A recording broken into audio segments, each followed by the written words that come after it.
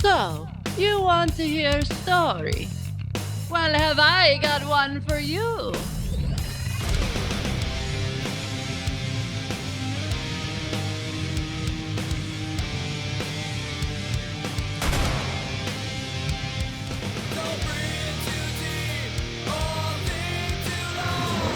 A lot of people around here with guns, so kind of helps to have an itchy trigger finger.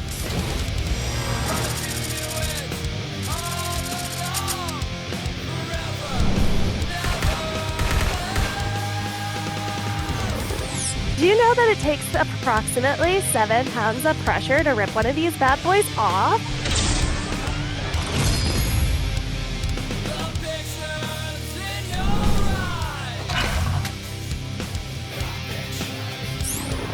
As soon as he clocks that, he just darts for the shadows.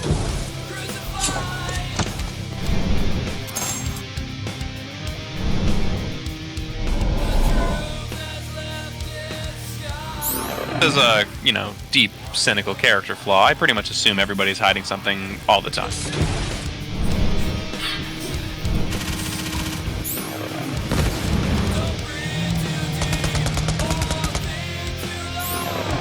My boss was like, "Oh, you gotta fight this guy, or you're gonna get another bullet in the head." And I was like, "Okay."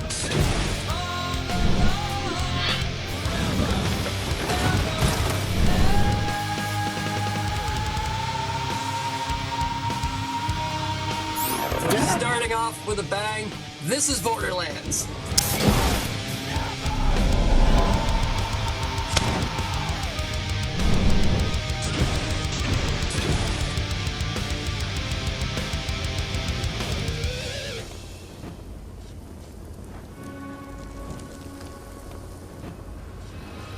Promethea, home of the Atlas Corporation.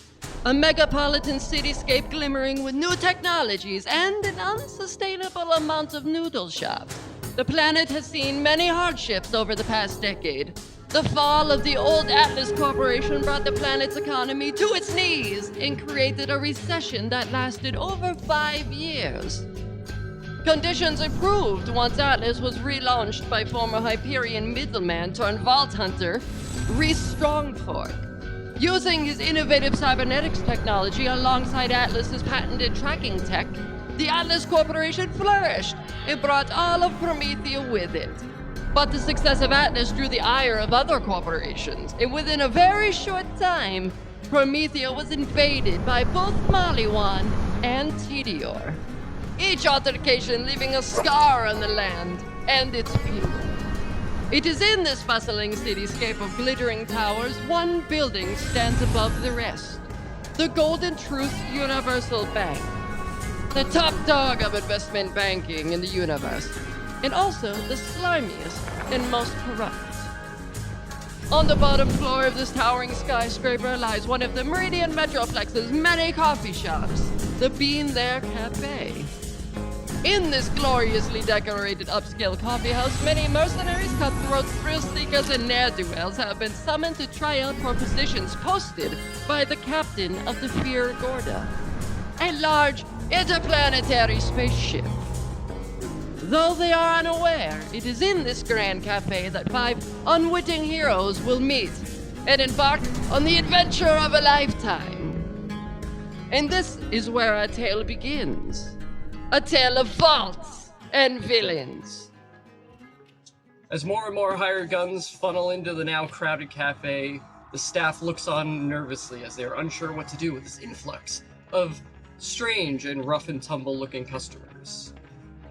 We focus in on one such sellsword as they hold in hand a flyer reading, "Captain Abigail Moore, leader of the Fear Goda, is seeking those ready to get their hands dirty in search of fortune and glory. The tryout process to be conducted at noon at the Bean There Cafe in the Meridian Metroplex on Promethea. Don't be late." So as we pan down through the vast Meridian Metroplex, the largest city on Promethea, featuring high-end shopping districts, large, like, dominant spaceports, highways that's right off of the Neon Arterial, the major highway that bisects this portion of Promethea, and the Golden Trust Bank, a large monument of glorious glittering windows and steel, only a few short blocks away from the Eschaton Road. The shabbiest, most squalorous slums this side of the Neon Arterial. It is in stark contrast, this glittering metroplex just down the street from where people are starving in the streets. And it is here. Anson, would you please describe your character? Okay.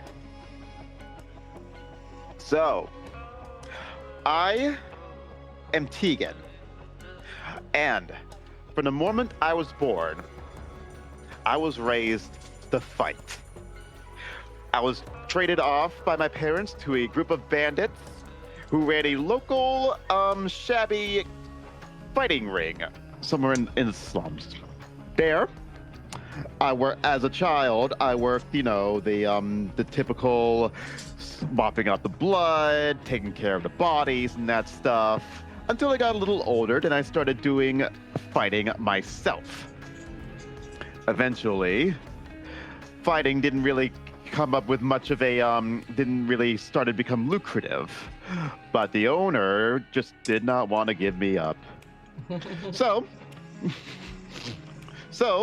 looking for looking to set out and see the outside world, I killed him, beated his face to death, and decided to make my own path. As you can see, fighting is really all I know. My hands are basically stained red with blood. But, hopefully, maybe, just maybe, I'll find a purpose other than ultraviolence. Fantastic. All right, Tegan, as you holding the flyer in hand that reads for the listing of this job posting, enter through the double glass doors of the Bean There Cafe to find at the bottom floor of this towering skyscraper that just seems to ascend up and up into the heavens. The bottom floor is like a grand kind of lobby-ish. The Bean There Cafe has many tables. There are large glittering columns, and the floor is sparkling marble. This is a largely upscale cafe, and as you look around, you just see the slimiest, dirtiest cutthroats sitting around the various tables, and two of the workers of the Bean There Cafe quietly whispering to themselves behind the counter with worried expressions on their faces. And you enter in. What are you doing in this moment? I go up to the counter and I say, "Good evening, fellow service workers. I am here on a very important job, and I wish to partake in your, what is it that you sell here?" Turning away from you, turning towards you, I should say, is a lovely female barista. Dark skin, neon tip dreadlocks, and she turns to you with a little bit of an expression on her face, and she, we're a cafe, and so it's largely coffees. We also have an assortment of little donuts and muffins and stuff of that. What brings you here today? You just keep this between you and me, okay? Big opportunities coming. Maybe a lot of money, maybe not so much, but hey, we all gotta strike big in this world. Anyways, I would like to enjoy one of these coffees. Yeah, and she turns to you and begins reading off an extraordinarily long list of the menu that's provided up above behind you. Before finally recommending the house special, the Bean There Done That. Give me one of those. Make it extra bold. You know me. That's how I like it. Extra bold, yeah. And she hollers back and she's like, "Inkblot! Yay! We need one of those specials. Extra bold. And you see this robot kind of like looks behind like this little window in the counter where they have like all of the machinery kind of kept back so that they don't have to see the actual service work being performed in this upscale luxury cafe. And the bot with like a single optical sensor just kind of moves in and goes, extra bold, and back in. Brilliant. It is a minute before the coffee is cupped, bing, and this woman whose name tag reads Jane hands it to you and goes, yes, here you go. Are you taking that to go by chance? Basically, just grab it, drink the entire thing down, crush the mug in my fist, and I'm just like, delicious. Using like a little pamphlet for the shop, she kind of just scoots it off the side into the trash. She goes, lovely. Is there anything else I can help you with today? What's the word around here? You guys look kind of nervous, like you're... we're just, we're not used to this, not to sound derisive, but, this type of clientele, usually it's much more office worker-y in here. It's just, it's a lot all of a sudden, and we don't really know what's going on. Anybody giving you trouble? I mean, not yet. I mean, some people, like, you see, like, some dude in the corner, like, horks and spits onto the floor, before he drinks another coffee. And just, I mean, they're just a little, rough around the edges, I guess you could say. Right. Here's what you're gonna do. They raise your voice at you, or a hand at you, or come off as threatening at all, you get me. I got you. Oh, okay. So, certainly. Thank you. Please take a seat if you will. Yes, and give me another one of those things I just had. All right. Inkblot, another one. Bzzz, extra bold. Bzzz. Back in. Brilliant. So you turn to find yourself a comfortable seating arrangement amongst these throngs of people that are here. You're looking around, you see there's probably like at least a good like baker's dozen just kind of occupying. Some are sitting together, others are sitting spaced apart. And it is at that point, cha-ching, cha-ching, the door opens again, and we have Anthony, if you would describe your character. Okay, so a sort of scruffy, scraggy, kind of unkempt-looking guy walks in, stubbly and with hair, and he looks probably hungover. Got on like kind of a hefty red biker leather jacket that looks like obviously vintage, probably hand-me-down. Specifically like the good for health, bad for education Akira jacket, just as a comp. He's got like a honeybee thing sewn on the back and as a patch. And he's got a couple of low-hanging gun belts, and he's sort of rubbing his eyes. He'll like look up just and kind of assess what's going on in the room, and then beeline for this coffee counter.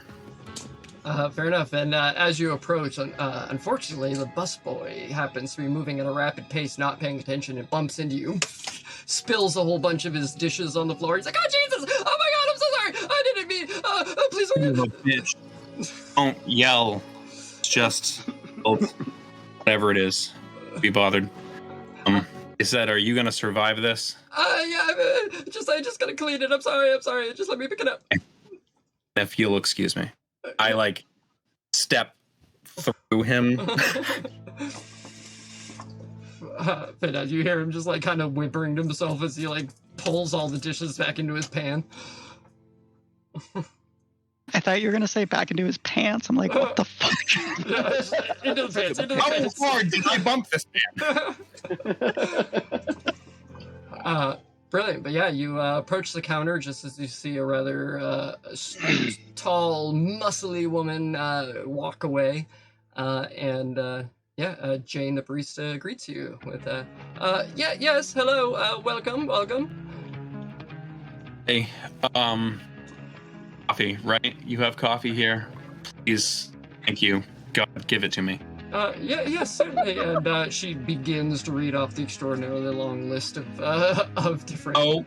Oh, thank you. I'm sorry if I wasn't clear just a second ago, but I would like a cup of hot black coffee, or as close to straight, simple coffee as into it.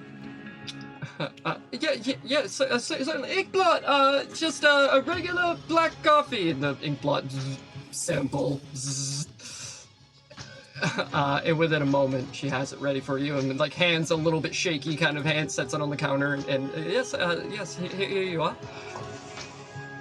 My itch of gratitude. Fantastic. Yep. What? Just going to. The room is full of professionals, other people here for. Okay, so I'm just going to start like moving the edge of the room and kind of examine interesting characters in the mix here. Cool. Just roll me a quick insight or perception. Either one's fine. But You'll good at any of that? You'll get different results from insight than perception, obviously. But okay, well they're the same, so I'm going to say insight and roll a 8. All right. Well, still looking around, you like I said I was hungover, right? I mean, you've been kind of in the business for a hot minute, so even with a lower roll, you still pick up that a lot of professionals. You can spot off the bat some newbies. You're like, okay, like these guys are like fresh off the boat. A couple other hardened, more mercs, and you pick up like weaponry is strapped. Like you see you spot like some certain cybernetics. You see like guns and holsters, like certain like melee weapons. Like nobody's like openly like flaunting anything, except for maybe a couple of the newbies getting a little overexcited, in the corner being like, yeah, I can't wait to see what's gonna happen, and like this is gonna be so dope, we're gonna get out there and do it. And like Jesus. But that's kind of lay of the land. It's like you can tell like the professionals, like the real professionals, are like sitting there just kind of sipping their coffee, maybe making some small talk if they're with somebody, and it's like the newbies that are being loud and disruptive. This is so it's on the ground floor of this giant bank. Is this like its own little business? Are we in sort of like a plaza of some sort, or are we literally like on the ground floor or like in a big lobby of a bank also? Making quick note of like the little like listing along the side of the wall as you entered. So like the bank operates on like the top like 15 floors basically, and then it's like various businesses, accounting firms, like very office workery stuff, and then on the bottom is like this. It's like a large, like you can see elevators off in the distance and like a stairwell. Like this is like the lobby that they rented out to like some like high-end cafe.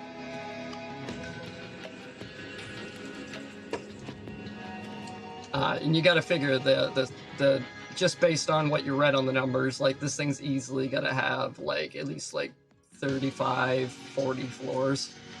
Like it's a big skyscraper. I want to find at least one really sort of seasoned, old hand looking professional, and just as like nonchalantly as I can saddle up to them and just say, do you have any idea what this job's all about? Yeah, you walk up to one guy, you see like mauled face, like cybernetic eye, like that like eats into like half of his head basically. He's sitting there with just like a cup of like steaming black coffee and looks up at you and is unclear. This I've heard the Fear Gorda before. Their reputation, it's a little dicey at best, but they seem to be picking on the right people, if you will. They've got a bit of a knack for getting underneath some of the megacorp skins, if you will, some of the higher ups.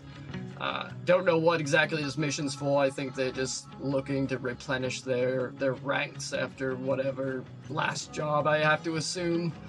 But I don't know, looks like it's gonna be dangerous work, but what else am I gonna do, right? Right. I'm sure nobody in this room can be accused of dicey. But I guess I can appreciate crawling under the megacorp skin, so Yeah. what else am I doing? Well, when you're when you're already on the megacorp radar, you gotta take the jobs where you can find them here. You know, not many freighters shipping out these days that aren't directly under the control of some bastard in a chair somewhere. But brilliant. Yeah, you converse with him, and then we will move on. Ari, I'm gonna give you the option. You may either enter the barista or the cafe, or you may already be here. I think she's gonna enter the cafe. All right, fantastic. As the doors once again ching ching, and we all see as describe your character. All right, my character's name is Chimera Queen, but she goes by Kimmy.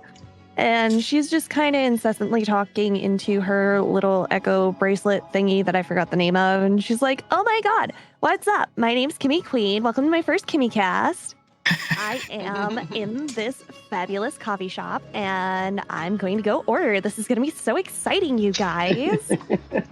And she's going to walk up to the barista and just flash her like the brightest smile and be like, hi, how are you? Brilliant. Would you tell us all what your character looks like as the barista turns? Yes. She is about 5'8" and has tentacles for hair. She's wearing a kind of somewhat shoddy looking vest or a striped t-shirt and some ripped up jeans with some boots. And she also has like a little bit of shoulder armor with screws sticking out of it and stuff. And she's just very, like, cutesy looking. She has a very, like, soft face.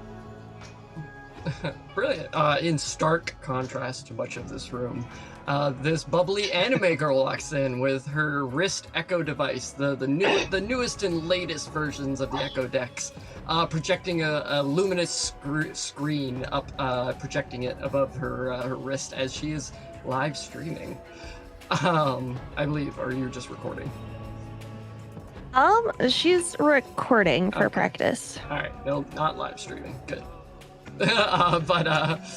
Anyway, brilliant. And you see Jane, the barista, turns to you as well, and she like looks at you with a bit of shock and almost a little bit of a sign of relief. And you see her like move up your entire like clothing to your face before she sees your hair, and then she kind of like not audibly gasping or anything like that, but you can see she's like, oh my God, it's somebody that's And she turned and she, yes, hi. What can we do for you? Hey, could I get a medium mocha explosion with 10 sugars, please? Yes, exactly. Super fructose molten explosion, please. And the robot turns out and sugar explosion and pulls back in. And brilliant. In a couple minutes, ding, she grabs it for you, sets it down.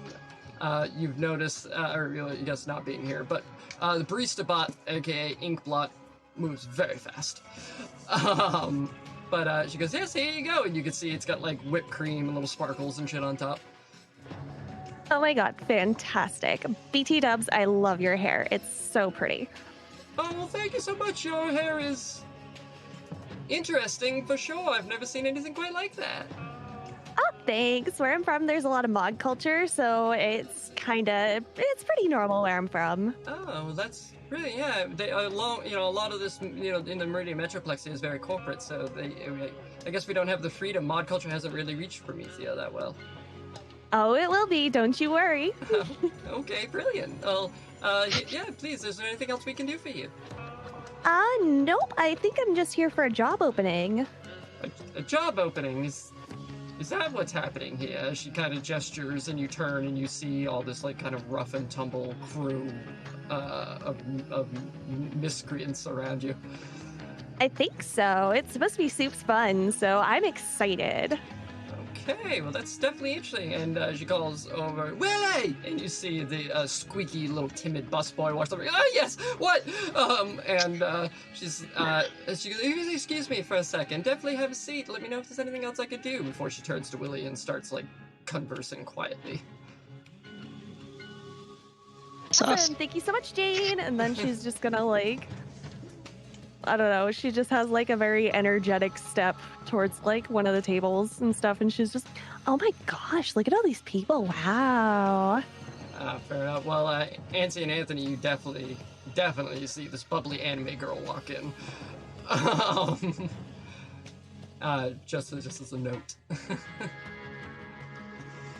I would like to order another magic bean juice, please. Yeah, fantastic. As you walk up and Kimmy, Kimmy is walking away as you walk up.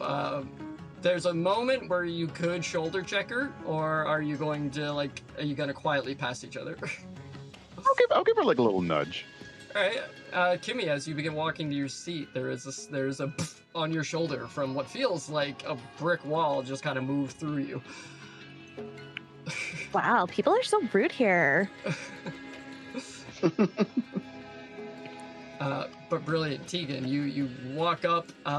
Inkblot pokes his head up around the corner and just goes extra brutal. Hold on. This time, make it just as sweet as her. Pew! Sugar explosion. Brilliant. And Kimmy, as you make your way, finding your way through this rough and tumble crowd, we are going to move over to Jay. I will give you the same option I gave Ari. Are you already here watching all of this, or are you coming in for the first time? I'm already here. Like as she's making her way to the table, like if this were a movie, the way it'd be framed is like the camera's following and then stops, and then she leaves frame, and it's focusing on this little weirdo. So it's this kid, ? Wearing like a long hooded jacket and a full gas mask, like hooked up to a little apparatus on their hip. There's a coffee cup. You know how like they'll write the name of the customer on the side of the cup? You see it says fidget written across it. And they pour it into like a little port in the apparatus hooked up to the gas mask, where you see it like kind of go up a straw. As they sip on it, and on the table is this it's an echo device, but it is obviously made from like 3 or 4 different generations of them, like bits and pieces kind of cobbled together. And just as the coffee's going up the straw, just kind of like a little screwdriver and just just working away at it. And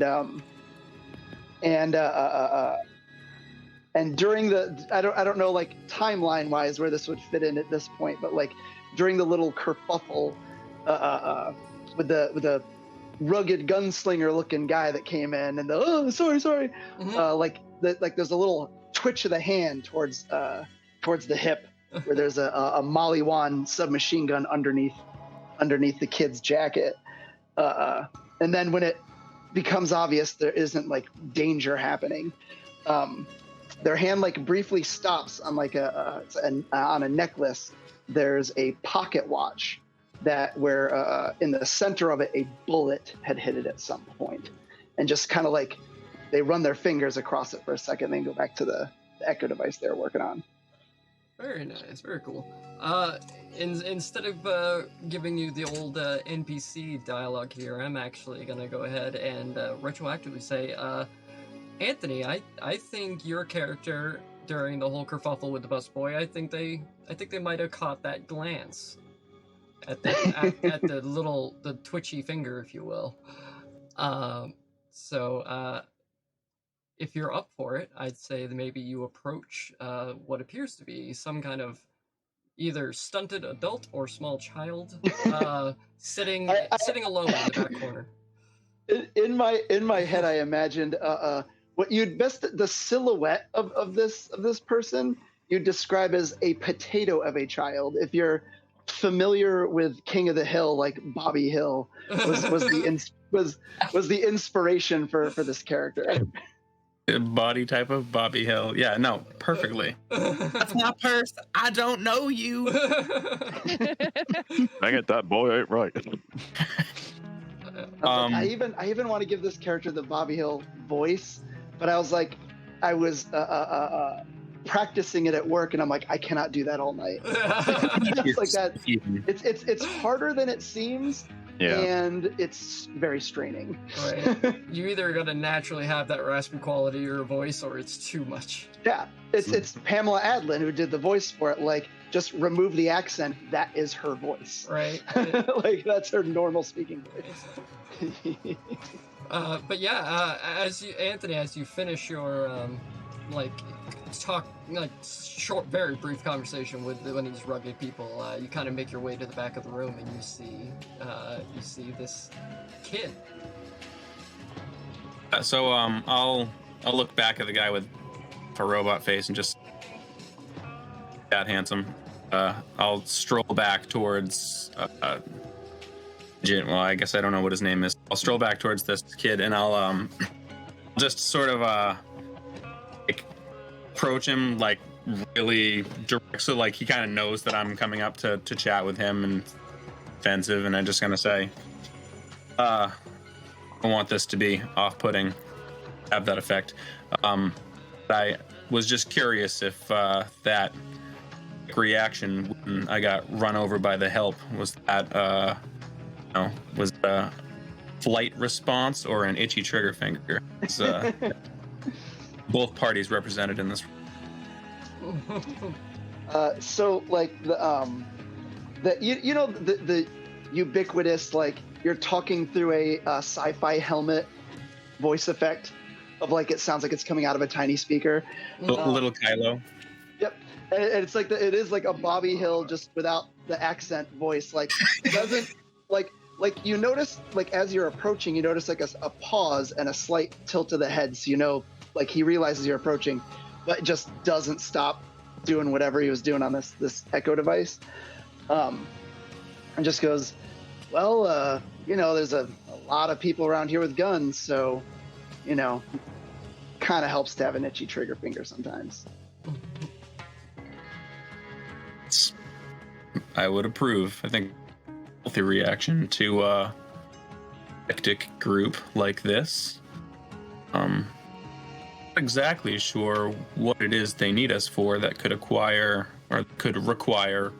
quite this range of skills, but my curiosity's piqued. Go, well, I'm thinking best case scenario, they need someone to do tech stuff, and then they need all the rest of these people to protect the person doing the tech stuff. Can see why you would think. They make new echo devices. You can buy those. Not that I assume. Go, well, yeah, but to buy one you need money. Hence why I'm here for the job. Thank you, man. You're logical. I pride myself on it. Awesome. You guys here for the? Sorry, go ahead. I was gonna be like, you guys here for the job? Do you think they need people that are really good at punching things? Because I'm really good at punching things. Yeah, Anthony, as your character moves back towards the back of this cafe, and you're talking to this child, as you move, the rather large, muscular lady takes note of you moving and follows suit. Well, if you're good at punching things, then I sure hope they need someone who's good at punching things. I mean, if you're interested in people to protect people who are good at techie things, you could do worse than punchy here. I mean, if you need something that needs punched, I'm your bitch. Please, bitch, do not punch me. Thank you. That's all I can ask. Want to see? Here, I'll show you. And like, I know what's the nearest thing to me like right now? I am not that thing. Yeah. Go ahead. The nearest inanimate object. Okay. Yeah. Give me a perception check. Is there a person here who looks like a huge inanimate object? Just talk to a guy with half a trash can for a face. He's that way. Because if there is, I point at that person.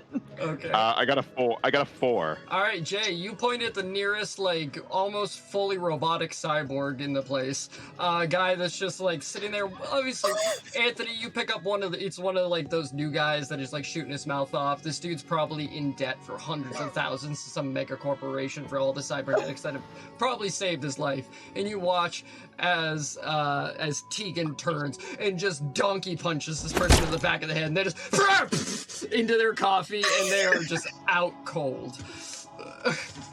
And the other guys like look up, and like for a minute, everyone in the room kind of like, you feel everyone reach for their guns, and there's like this moment of like tension in the air before like the crew. I'm gonna break the tension. I'm just gonna say, who wants even money that guy doesn't get the job today? One in the bag. Hey, yeah, I'll take that money. Like everyone, like rock. You're born every day. Yes, sir. You to the front. Thank you. Everyone else, please put your hands down. Okay. And Fidget's just laughing, just rolling back, going, I didn't think she'd actually do it, but I'm glad she did. That was great. See? Told ya. Once again, ching of the doors, as Max, you walk in just in time to see a large, burly woman knock a cyborg out fucking cold with a single punch as you enter into this luxury cafe full of all the ne'er-do-wells. Please tell us what happens when you walk in. Oh boy. Well, first of all, Duck is this small, 3-foot nothing little guy with arms a little bit too long, fingers a little bit too sharp, skinny, long hair. As soon as he clocks that, he just darts for the shadows.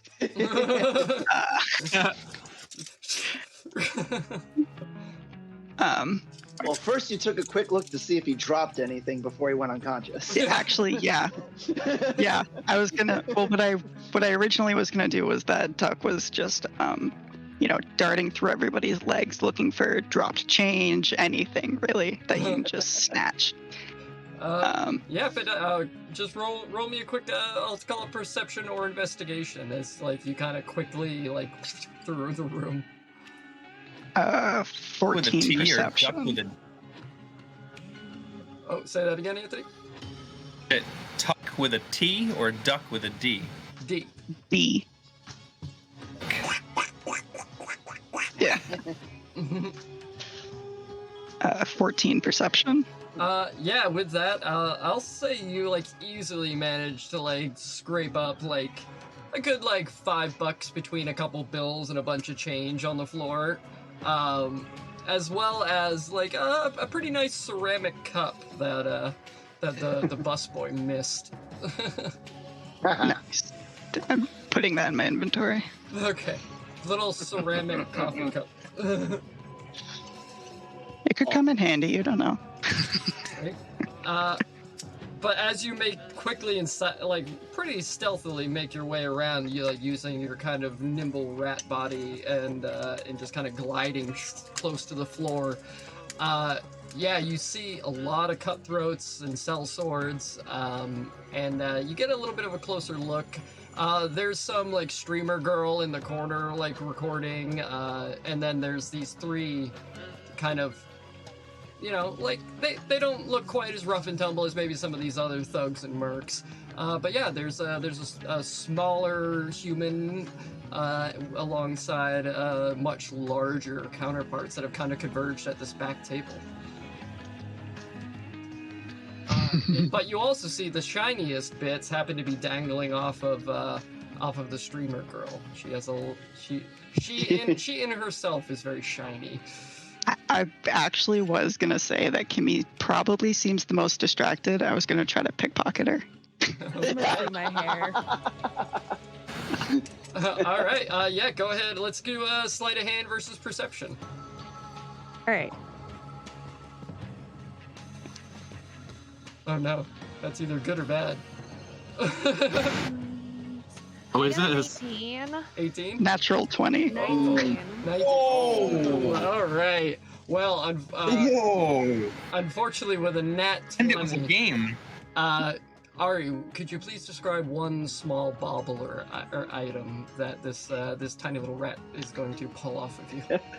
She's carrying around a pretty extensive amount of Kimmy cast pins. Like they're very glittery, very sparkly, very well made. So disappointing you to pull that And it out. just says Kimmy cast on it. Perfect. All right, brilliant. But do go ahead and give me a stealth check as you race or kind of pull away a little bit, and go ahead and give me another perception check, Kimmy. Uh-oh. You probably saw me get away. 15. All right. Yeah, 7. So you What's he there with the knife? Yeah, you have no idea that anything was lifted off your person, but you do see a curious. Being familiar with the planet Cori does have a rather dense rat population, so rats aren't new to you. But rats are like these smaller human or mutations of the humanoid form. But you see amongst this sea of like brawny brawler dudes and lithe cutthroats and all this stuff, but you see like a little rat man scurrying around as it moves kind of away from you. Oh my god! Hey, do you want to sit with me? Hi. Hi. Sure. Yeah, come on, come sit. It'll be fine. I don't bite. He also has on like a white lab coat that's definitely too big for him. And Duck, you definitely like Promethea does not have any kind of what you would call a rat population. So you've definitely haven't being here on Promethea, like you haven't seen another single one of your like type here. And you've gotten a lot of kind of looks from people. There's been a bit of we're talking like a goblin in a royal city. People are like, like what the fuck was that? As you like scurry around. I've been kicked multiple times. Yeah, exactly. But so I'm small. But Kimmy is definitely one of the first people that has like noticed you and then like been just stupid friendly. You want me to sit with you? Yeah, of course. You must be so like out of place here. I totally get it. It's my first time on Promethea too. And like, wow, people do not mod here at all. It's crazy. I'm gonna grab a drink, but sure. Okay, I'll be right here when you're ready. Okay. I go up to the counter. Brilliant. And as you approach, you see Jane like looking at you with an all too familiar like kind of gawk. It's like, Yeah. And hello. Like saying unsure if you're like even capable of speech. Like, can I just get a hot chocolate? yes, certainly, of course. AK, hot chocolate, and zzz, cocoa, zzz, and I love him so much. and again, within a stupid short period of time, steaming hot chocolate with marshmallows is delivered. Yeah, here you go, love. Yeah, perfect. Thank you. Yeah, can I do anything else for you while we're here? I'm just here for a job. Another job. How interesting. Make a perception check. I'll take investigation too, either one. But Dirty 20 perception. nice. You see the kind of manic busboy off around the corner is now on the phone and is talking hurriedly but quietly. Oh, this is not good. But that's all. And she goes, "Oh, right. Well, I guess you're in the right place then." I just scurry back to Kimmy. Oh my god. I mostly just really wanted to throw in that Duck would get a hot chocolate instead of coffee. Very nice. That's adorable. He's just a little guy. He is. It's essential to the persona.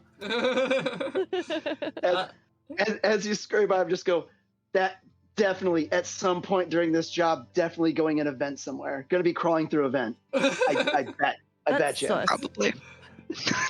I know. I can't fit into a vent. Someone at the other table. All of a sudden, you hear, as you rejoin Kimmy and Duck, you hear like a roar begin to pick up again as the person on the opposite table mimics Anthony's behavior and goes, "Who wants to bet the little one's going in a vent?" And it just cheers start going up. Like, I won't let them stuff you in a vent. It'll be fine. What if I want to go an event? Sounds like fun. If you want to and they have your consent, that's totally fine, but I'm not going to let anybody jam you in there. It's all good. Don't you? You can't really tell how old Duck is. He could be 13. He could be 25. Kind of like me. Fantastic, yes.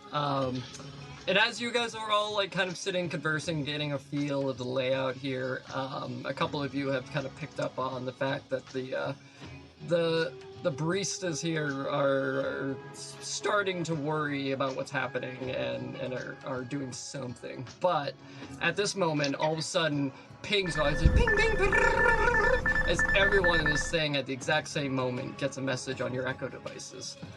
How this has happened is unclear, but you do see it is a message. It is a transcript from the Fear Gorda. How they all got your information and why you're unclear, since this was kind of an anonymous job posting that you all just randomly showed up for. But the message simply reads that, "Hi, people." I don't know why I'm doing a voice. It's a message, but so excited to see so many recruits turn out in regards to the ship's posting. Unfortunately, there is not enough room for all of you, so we will be holding a tryout, which will commence shortly. Just wait for the signal. Uh-oh. A little sub note, like, no, we're not gonna have you all kill each other in the cafe. But Well, that's good. I like this cafe. They have good hot chocolate. I was gonna say I had this ominous feeling it was just gonna be like, all right, we're gonna have a team of like X amount of people, like just go nuts, and the last one's I had a very- get the job. Where I thought it was going. right? Yeah. Round one, So, fight! Puts the hammer down on his sidearm. Yeah. I was gonna say, if that was the case, you see Fidget quickly pack up his crap, pull out his submachine gun, and go, "All right, you guys are all my new best friends, starting now." Right. Kimmy's tentacles just start like weaving so that they're like piled on top of her head and like a split version of a messy bun. But yeah, but what I do is I say out loud, I go, if the next part of the message is we all start shooting each other, you're all my best friends now, right? Yeah, totally. Yeah. Much like you, Anthony, you see a lot of people are like clipping the holster shut again, you know, thumbing the hammer down. Like a lot of people, as soon as they read that message, started looking around. But the tension of this time is brought even further by shortly after you receive the message, you hear like a little bit of a rumbling noise, like in the building. If you had to guess, it probably came from several stories above, like a long distance above. And even at some points, like the lights in the cafe kind of flicker just a tiny little bit.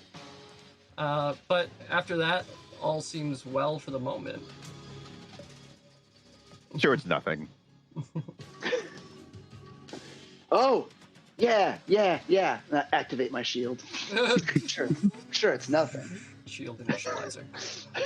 Yeah, it's fine. Everything's fine. All there was to that message, or That was all that there was to the message so far. The last line before the addendum read, wait for the signal. But shortly after that, as you guys continue to kind of converse, like you can feel tensions are like weird in this room now. Before, it was never what I would call light and jovial, but it was at least a little bit more relaxed. And now, like, there's hush. Like even the newbies are kind of like shutting up at this point.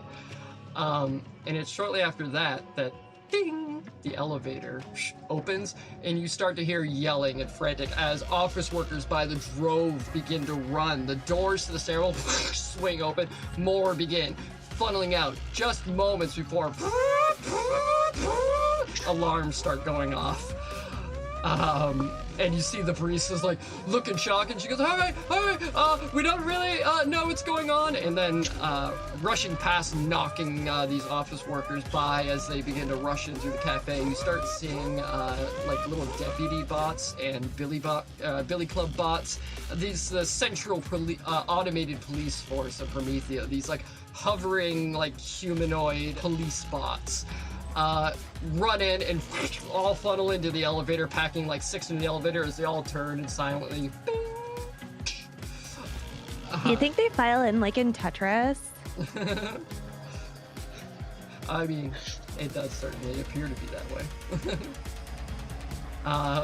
Is anyone doing anything in this particular moment? You see, as soon as the alarms start going off, a couple of like the old timers stand up and they're like, "Nope, I'm out," and they just get up and walk off. Look at my teammates here and just say, that means the tryout's upstairs.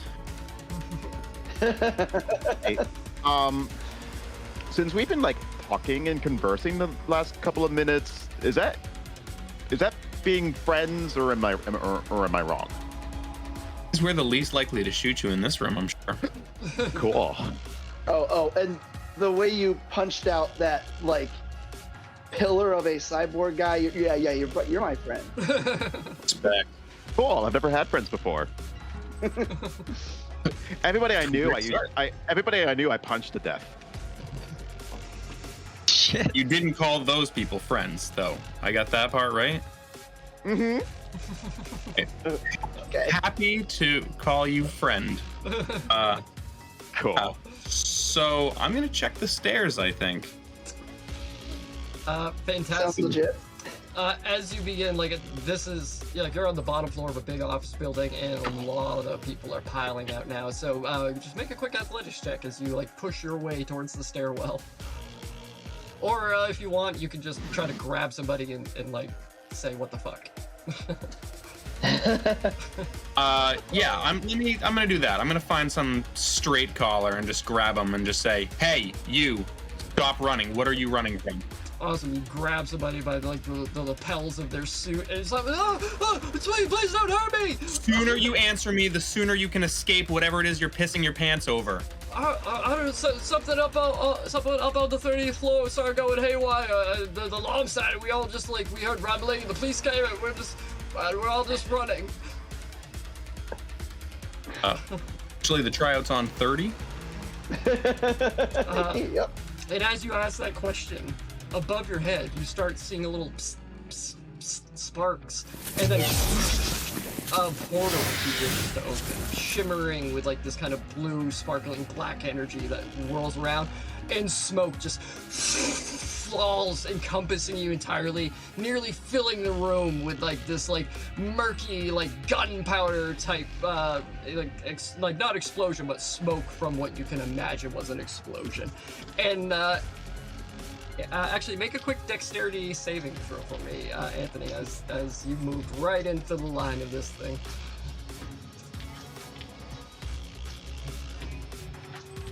12? 12 is enough, as you nimbly dodge out of the way as bags and bags of money begin raining through this portal. Followed shortly by... Worst ways to go. Yeah, you can barely see like 5 feet in front of you in the thick of the smoke. Most of you guys are around the outer edges, so you can see people are like throwing their chairs and standing up. The barista, Jane, screams. Willie, the busboy, shrieks. And the robot, you can just hear like the bzzz as he looks out and he goes, oh, bzzz, and back to making coffee. But yeah, everyone like panic has ensued. But being the closest, Anthony, your character, which by the way, it's fine if you don't want to say a name, but if you wanted to throw your name out, I will start referring to you by the character name. Oh yeah, I didn't hold it; it just didn't come up. But my character is Hobbs. Hobbs, very nice. That's like Calvin and Hobbes. Hobbs. Right. Brilliant. So Hobbs, being the closest, you can't exactly see, but you hear the sounds of boots hitting the floor after all this money, like, and then boots. and you can see just barely through like the thick of the smoke, a very skinny humanoid type figure, but with like these long ears and glowing red eyes as they like turn and seem to see through the smoke and look directly at you. And then you see a hand extend out, an open hand, as like they go to like kind of like grab you and pull you through the smoke. The long-eared, red-eyed person's hand? Yeah, a very clear humanoid hand juts out through the smoke within your vision. Interesting. Yeah, why not? I'm an affable enough guy. I'll take their extended hand. Awesome. You grab the hand.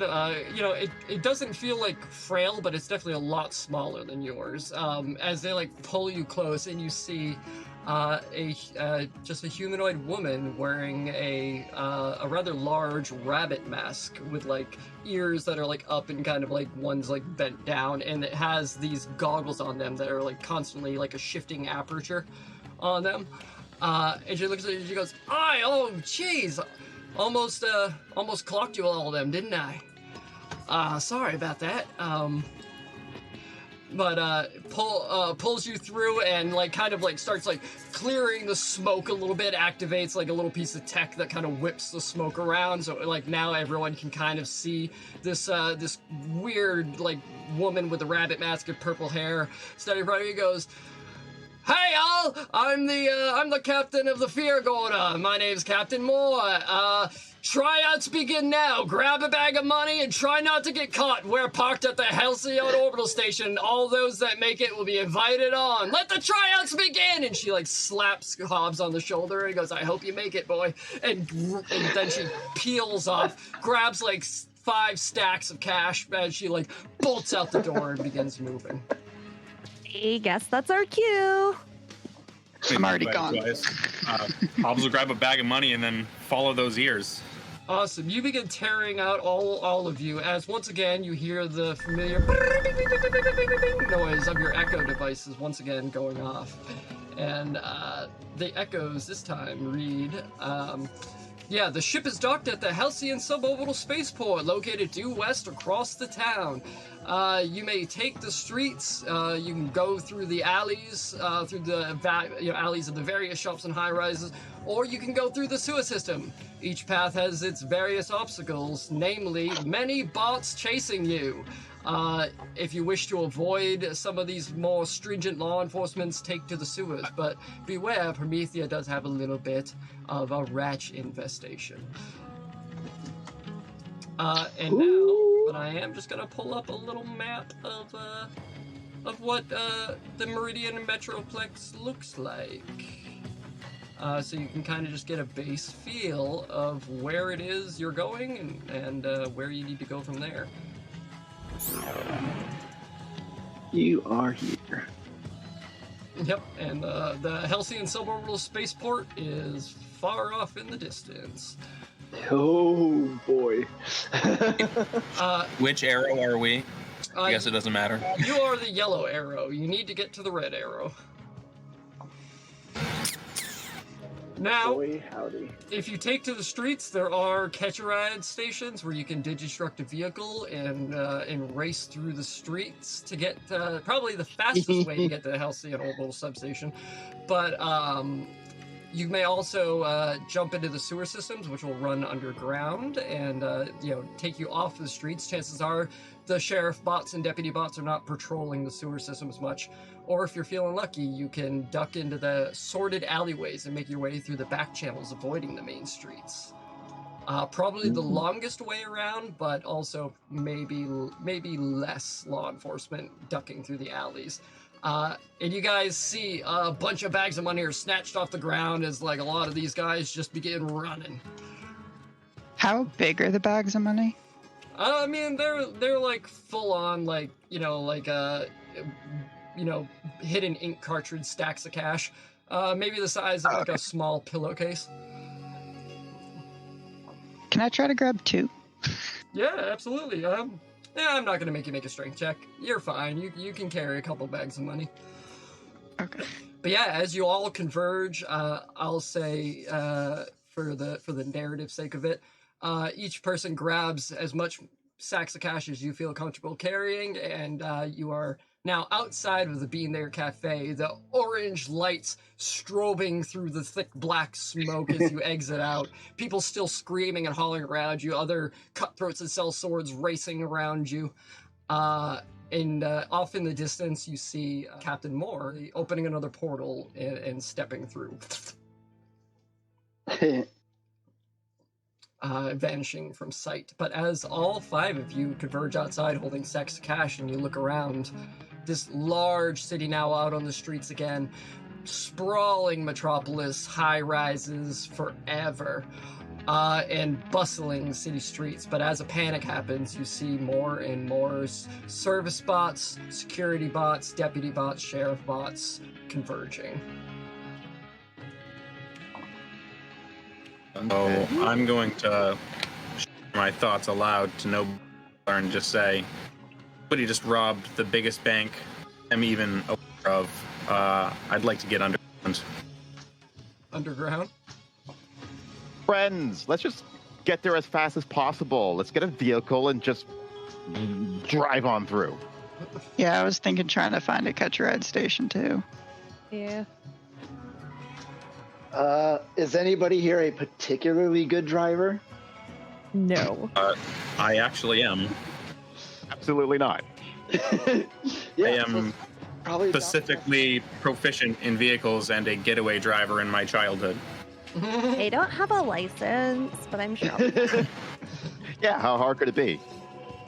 I was like, so if you want to be the wheel guy for all of us, that's a terrific plan. If not, I like your original idea about going underground. Will there be a ride that will hold 5 of us? I was just about to say, Hobbs, you know from experience that the only vehicle big enough to carry yourself plus 4 passengers is something like a technical, which is a big-ass truck, which has, like, a driver's seat, a gunner's seat, and the rest would have to sit in the cab of this truck. You also have a sneaking feeling that driving a giant technical through the main streets will present a lot of obstacles. Anything bigger than a motorcycle is going to encounter some blockades from security forces on the bank pretty quick. Not to say it's not doable, but it will not be a leisurely drive. Well, I wasn't expecting it to be.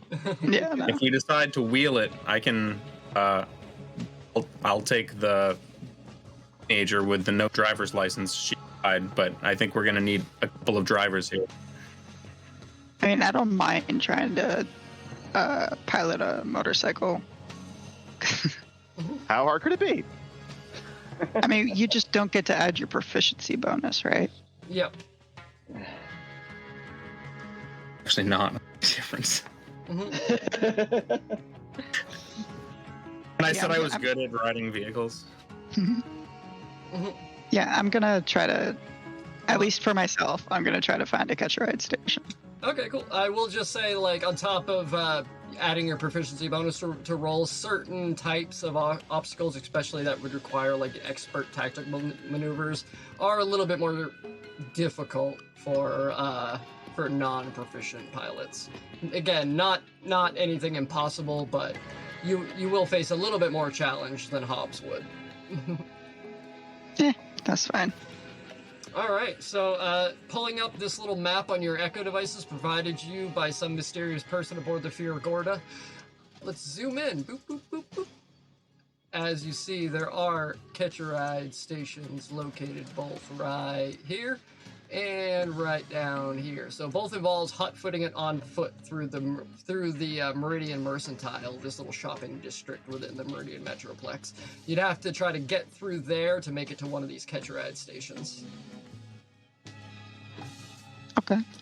So if that's what everyone wants to do, it's up to you if you're going to just haul ass or if you're going to try to stealth your way as you hear the sirens again of more law bots coming.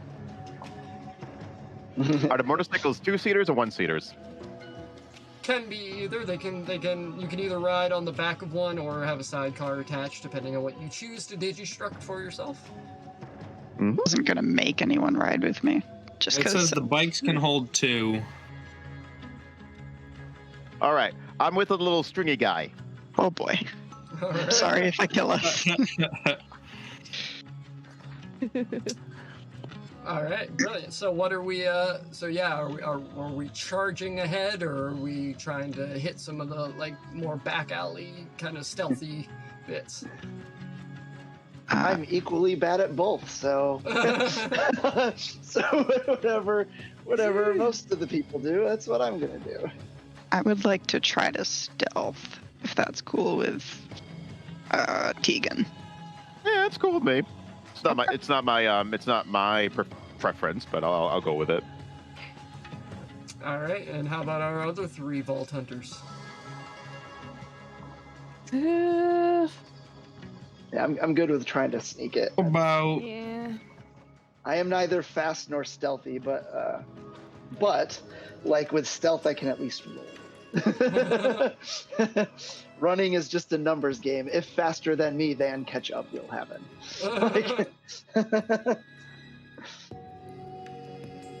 But would a bike with a sidecar hold 3 then? It would definitely slow the bike down. Like already having a sidecar attachment kind of slows your bike down. So like somebody could like theoretically hop on the back of it.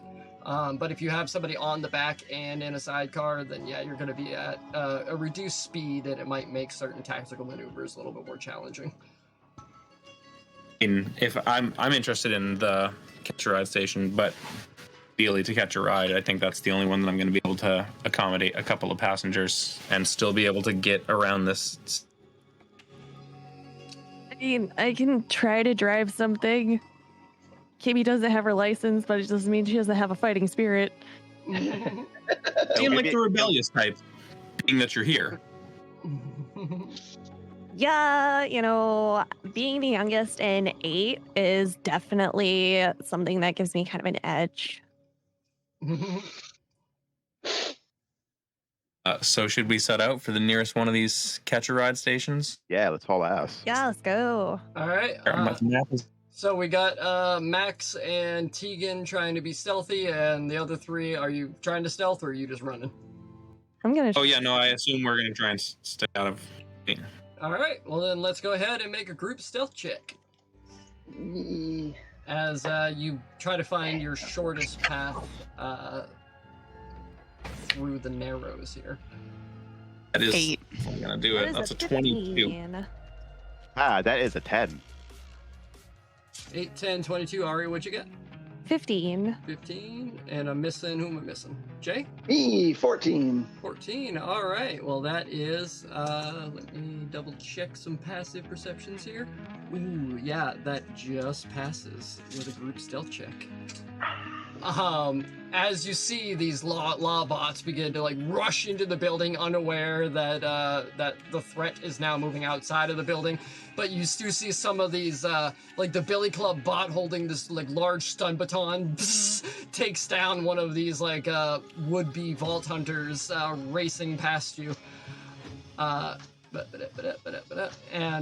you guys manage to quickly and deftly dart into the alleyways as you like haul ass, like making it for the nearest catch a ride. I'm gonna say you guys start moving south, moving through a lot of these like plazas and buildings, ducking through like some of the shopping malls and like tearing ass through the stores to find like the back exits and racing through.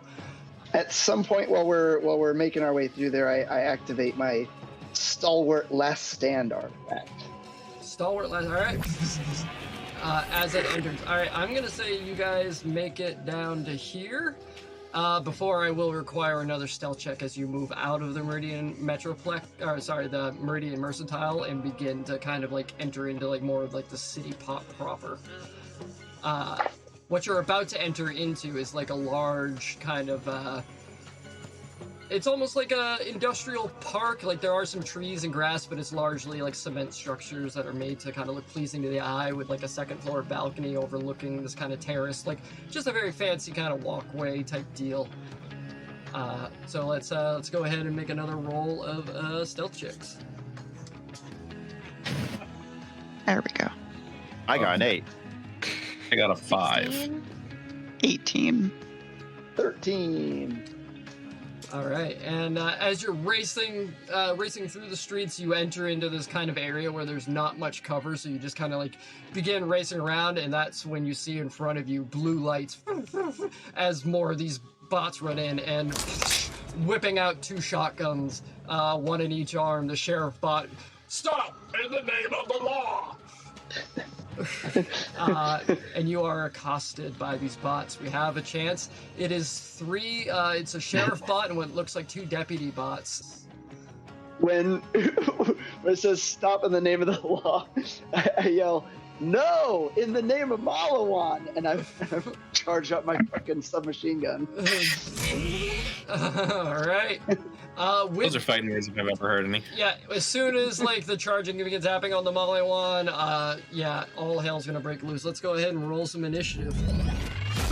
Borderlands. Let me. Where was that roll? I didn't 2 make seconds this ago. character not to get in a fight. Ooh, I got Should've been 19. 19 for initiative. You got 8. I got a 19 too. I got a Nice. 5. Oh, that's too quiet. A little bit louder. There we go. All right, go ahead and say that again for me one more time.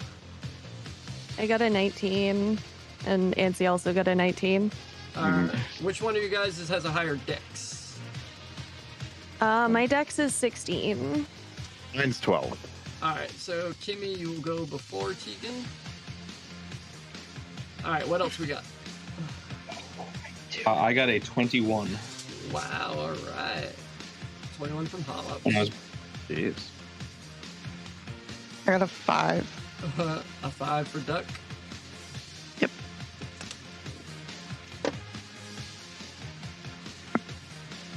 And Jay, what'd you get? I got a dirty 20. Ooh, dirty 20 from Fidget.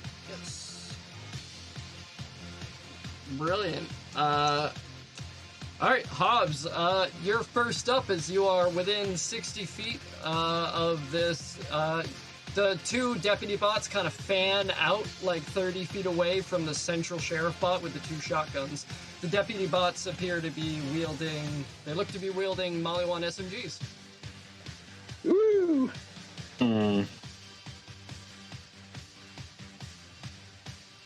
All right. I would like to. I'm going to try and get to some sort of cover, and I am going to try and sensory disruptor on the sheriff bot with the 2 shotguns.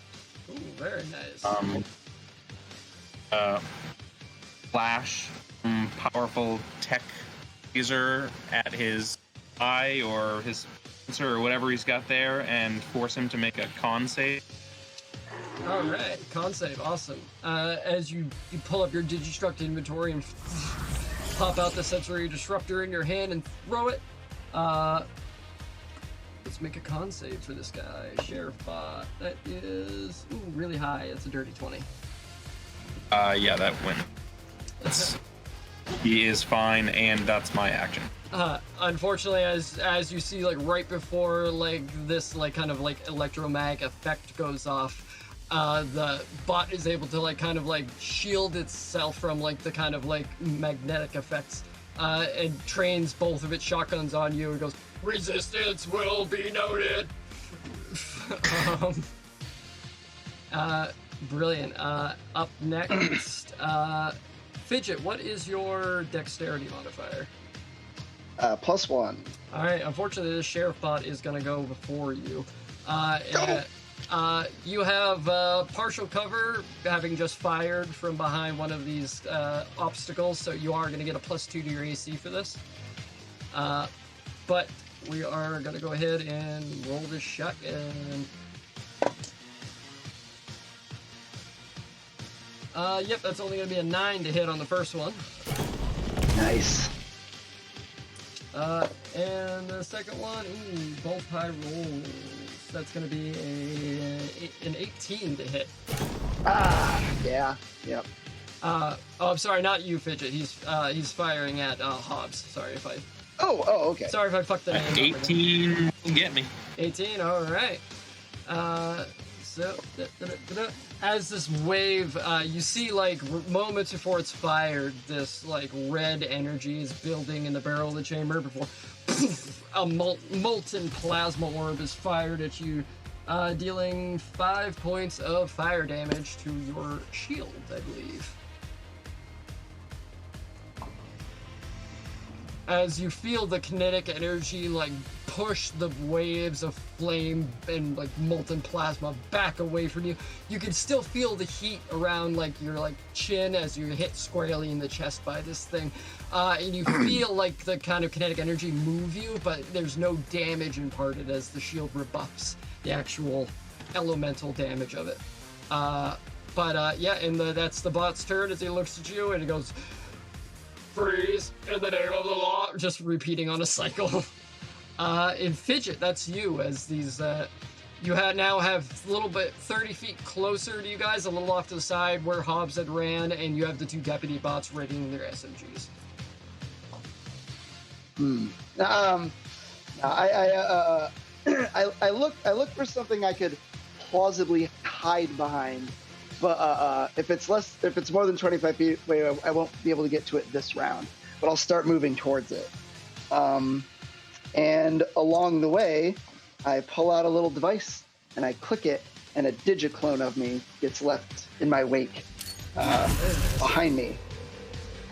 And when you drop, I meant to look this up before we started. On the turn you drop a digiclone, do they get to act? I do believe so, but that's a good point. Let me pull that up real quick here. Because I think it was like they get an action and they'll generally just target the nearest enemy, but you, as a free action, you can give them a command. I think that's how it works. So the way it's phrased, in combat, your digiclone shares your initiative but takes its turn immediately after yours. It obeys your verbal commands with no action required. If you don't issue a command, the digiclone fires on one hostile creature it can see within range. Perfect. Okay, that works. All right, yeah, so I activate it, and then when my turn ends, it goes. That makes sense. Okay. Yep. I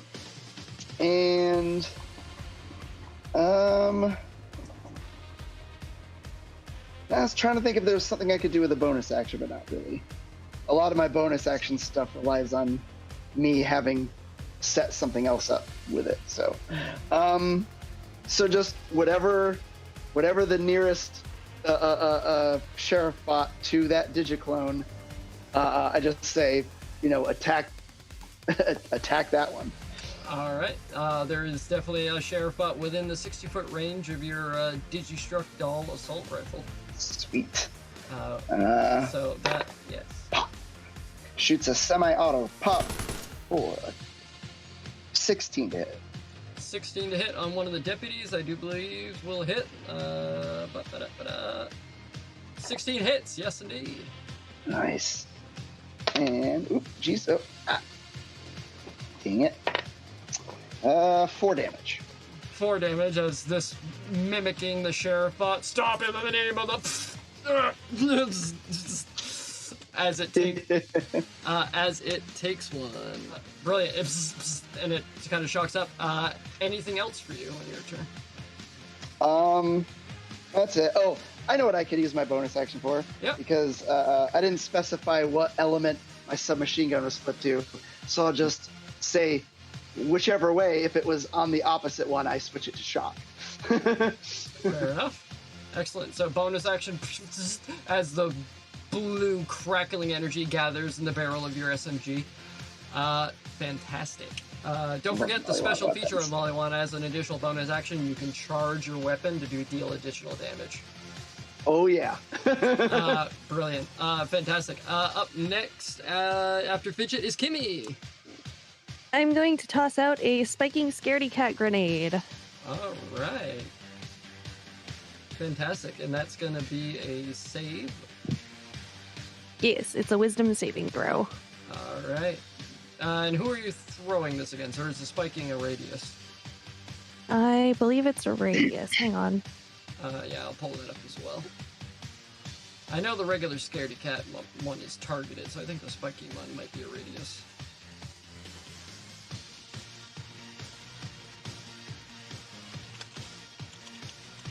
Oop, I'm entering the wrong.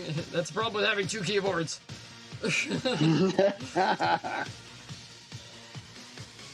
I'm typing it. Why isn't it going in? Oh, oh, that's why. I've done that many times where I type on my computer keyboard when I meant to type it on the laptop. It says one target. Yep. Yep. Which one looks the least fucked up? I want to throw it at that one.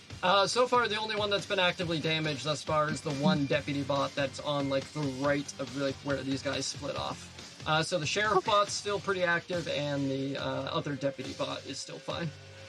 I'll throw it at the sheriff bot. Sheriff bot. All right, wisdom save for the sheriff bot.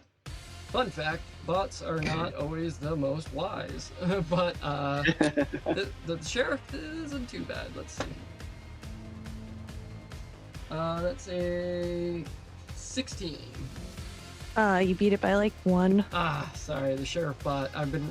By the way, Anthony, this isn't common for you, so I did want to mention. For some reason, when it comes to vaults and villains, I roll really well.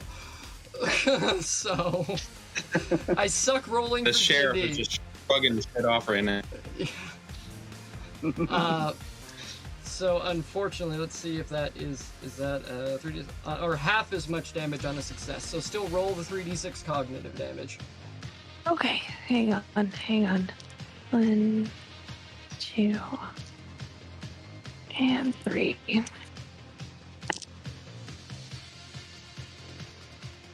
So he gets 5 points of cognitive damage. 5 points of cognitive damage to the sheriff. Awesome. As you throw this grenade and it links out in front of you, and a little like purple like whatever you call it thing pops out of the top, and just begins like radiating invisible electromagnetic energy, and you see like sparks kind of come off of the sheriff bot for a second, but it trains its guns back onto Hobbs. And the sheriff bot is down 5 HP. Fantastic. And then anything else in your turn? I'm gonna duck behind some of the little cement thingies you were talking about, like the little ledgy looking. Fair enough. Yep. Awesome. After that, Kimmy is Tegan. Well, basically, I slip on them brass knuckles, and I basically rush up into the sheriff and punch him. All right, racing up to the sheriff bot. Go ahead and make your attack. Okay. Also, if I believe you mentioned you using brass knuckles. If you want, you can make a second attack with your bonus action. You just don't add your proficiency bonus to the roll. Gotcha. To the attack roll or the damage roll? You can make a second attack if you want to use your bonus action, so you can like punch. Like a 1-2? Yeah. You don't add your proficiency bonus to the damage on the second one. Gotcha. Yeah. Okay, so that's like a 25. 25 definitely hits the sheriff bot. All right, and that's a D6, I believe. A D6 plus your strength modifier. Okay, so that is 9 damage. All right. Still up as you lay into it, crunching metal on metal as you just cave in part of its face. Excuse me, there is a message for you. So I'll take my second attack. All right, go ahead and that's your bonus action. So that's like. So that'll be just the D20 plus your strength modifier to hit. Right. What's their armor class? Well, I'm not gonna tell you that. Okay. 17. We don't know yet. 17 plus 6, so I think that's like 23. Plus 6. How'd you get plus 6? My strength modifier. What is your strength score? My attack bonus, yeah. Okay, so you don't get to add your proficiency bonus to this, so it's just your strength okay. modifier. Just my strength. Okay, so that's 18, 19, 20, 21. That's 21. That hits, yes indeed. That hits. Okay.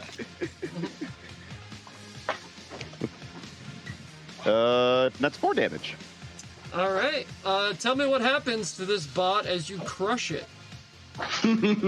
Basically, like, you know, I kind of do like a I start off with a left hook, a left hook, and then kind of like a right uppercut, and like in slow motion, you just see my fist just kind of like come up, and just like it just dismantles the head, the face of him. Like inch by inch, you just see the, and then his entire head just like flies like friggin' 150 feet in the air. Nice, just straight up. Hobbs, as this sheriff bot gets ready to like unload both barrels on you again, you see Tegan rush up and just bam, smash, fucking rock'em sock'em robot this motherfucker. I mentioned I'm pleased that you called me a friend, right? Yes, friend. Brilliant. Is there anything else on your turn, or you used your movement to close in with them? You used your action and bonus action, so I think that's all you got. That's pretty much it, unless I wanted to move somewhere, which I don't think I need to. All right, now the deputies are gonna go as they both watch their leader, the sheriff bot, get like just its shit wrecked up. They are going to go ahead and train their SMGs that begin whirring with. Oh my God! Stop calling me, Jesus! Like doing shit here. Yeah, you see one of them whirs up with like blue energy, and the other like begins whirling up with green energy. But they are gonna go ahead. They're both gonna move in on you, Tegan, and you're gonna get. Oh, I just dropped maybe for me. It didn't go far. Okay. You're gonna get 2 shots taken against you here for a total of that is a 16 and a 15. Oh. Yeah, that hits both of them. Both of them. All right. Good deal. Good deal. Yep. As both these SMGs like, and you're gonna take a total of 13. Sorry, actually, I should do this separately. So that's gonna be 9 points of shock damage and 4 points of corrosive damage. The shock damage. Unfortunately, your shield is vulnerable to shock damage, so you're going to take an additional 4 points of shock damage to your shield for a total of. Okay. So 14 points of shock damage to your shield, and then 7 points of corrosive damage after that.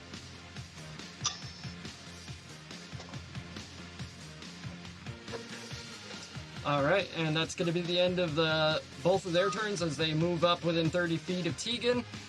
Bringing us round again to Duck, I should say. Cool. I'm gonna toss an irradiated light speed grenade at either one of them. Whichever one has more health currently. That would be yes. We'll say for the sake of it, the deputy bot on the left. It's a 14 hit. The deputy bot. Let's see. Ooh, unfortunately, it misses. Fuck. Okay, well, doesn't do anything then. As you deconstruct this grenade and hold it up, and it just kind of vanishes from your hand as it streaks light speed towards its target, but just happens to just go a little bit wide, sticks into the side of a pillar, and then you see just radiation leak out. That would have been so dope. I know. Sorry, robot. And they have a hard shell. I keep. Yasha Dice was rolling well, now it's rolling like shit. It's alright, it'll come back. I'm just gonna stay where I am. Alright, you stay put, and that's gonna bring us back to the top of the order with Hobbs. Is it possible for me to put both these deputies in a 15 zone? So, it doesn't actually say if I have a friendly fire. Does the Atlas targeting system for friendly fire concern? Because I could also just shoot a grenade over there, but I don't want to fill Tegan full of darts. No, actually, the Atlas tracking does not hurt your. It does not contain friendly fire. If you were doing like a big like explosion or something, then that would be an issue. But the Atlas tech is smart bullets. It basically like you pull it up, you send it out, it targets like your hostiles, and then you can do what you need to do. It wouldn't cause damage anyway. I just, in story mode, I am gonna fill Tegan full of darts then. So, can I get them with the cone or? Yeah. Well, yeah. If you're covering Tegan as well, then they're. Well, I mean, they are spaced out about 30 feet apart. So I think, unfortunately, you can only target one. From each other? Yeah. Okay, they're like on left and right converged. What I would like to do is I'm going to use my Atlas firing mode as a bonus action, and I'm going to use the grenade option, 15-foot radius. So I'm going to just pop one down in the middle of the two of them and try and cover both of them with darts. Yeah, you could definitely do that. I think that's save, I believe. They get a dex save. Up here. 13. All right. Also, not the most dexterous of creatures, but I do roll well in V&V. We'll see. So that's a dirty 20 for one and a 9 for the other. Okay, so the one that's a 9 is marked, and I'm gonna go ahead and shoot at the one that's marked, so I get advantage. Awesome. As Tegan, you feel like a bunch of like little needles like up your back, but it almost feels like acupuncture. It's kind of nice. Like you feel like a knot in your shoulder break up. Like, ooh. In mid, Well, they switch to puncture? acupuncture mode if it's a friendly target. I like see this future tech. So that'll be a 23 to hit, Oh, that hits. and it will be 6 piercing damage. Yep. You know what? And I do this. Lay waste doesn't take a bonus action, right? I just something that I attack. Yeah, so I'm going to add a lay waste to that. Ooh, there you go. Never done before. For a lot, for 10 more damage. Ooh, all right. Explosive damage. As you see, something you probably picked up on already a little bit, but as like the bullets like up against the metallic body of this thing, you don't think the piercing damage is doing a whole lot until after the bullets sink in, you hear this whirring, and from the chest cavity where all those bullets pierced into, parts just begin erupting from this deputy bot as it like sputters and begins to collapse to the ground, leaking oil out of it. That deputy bot is fucking down because of that explosive damage. Nice. Almost like I smote him. Yeah. Dope. Awesome. That's it for me. All right. One deputy bot left standing on the side of Tegan as Fidget. That brings it to you. So as I'm running, I just kind of changed my mind about what I was going to do, and I turned towards the deputy bot and run towards it, and click my digiclone device and swap places with my digiclone. As you see in a flash, Awesome. Fidget is gone, and then back suddenly. But the perfect clone taking your place. Slightly, just the only differentiating thing is like if you look closely enough at it, you can see like that kind of like slight blue coloration around of it. Yeah, and the little cubes here and there. The little the pattern. deconstruct cubes kind of walking off of it as it shifts and moves, becoming slightly pixelated when it moves. And then I'm going to use my action to command the digiclone to throw a fungus among us grenade at the deputy bot. So it has to make a dexterity saving throw, and unfortunately, if there's anyone within a 15-foot cube of it, they're going to get caught in the stew.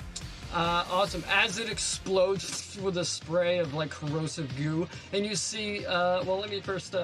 Unfortunately, Tegan, I need you to make a. Sorry, what was the save again? Dexterity I save. need you to make a dex saving throw. Okay. That. 3. Oh shit! So I'm sorry. Let me check. that's a 3 and a 13 from the deputy bot. Okay, well, you both fail, so there's good news and bad news. So an affected creature takes 2d4 corrosive damage at the start of each of their turns until you use an action to remove it. As you see, like from like the splash of like the corrosive like goo kind of like starts to burn and sting a little bit, but then as you like kind of try to wipe it off, you see little funguses and mushrooms begin to like grow and bulge, and as they grow and bulge more, begin to like kind of leak and rupture. But you have these green funguses growing along the side of you. I thought we were friends, Fidget. What's the fungus? We are friends. It's a smart fungus. It knows you're a friend. It won't hurt you. Just scrape it off really quick. Just sorry. All right, but they take 2d4 damage immediately, I believe. I don't know if they take it immediately. Oh, is it not? Let me double check that. My B. You're right. Yep, it's at the start of their turns. Oh, at the start of their turns. Gotcha. All right. Fantastic. Anything else from you, Fidget? Nope, that's it. And and then the Digiclone shoots at it. Yep. 15. 15 on the lone deputy bot is exactly gonna hit. For 10 damage. Oh fuck! As you blast this thing, what type of damage? Piercing. I think it's piercing. They're Digistruct. Oh yeah, Digistruct. Yeah, it's all weapons. All right, for 10 points of damage.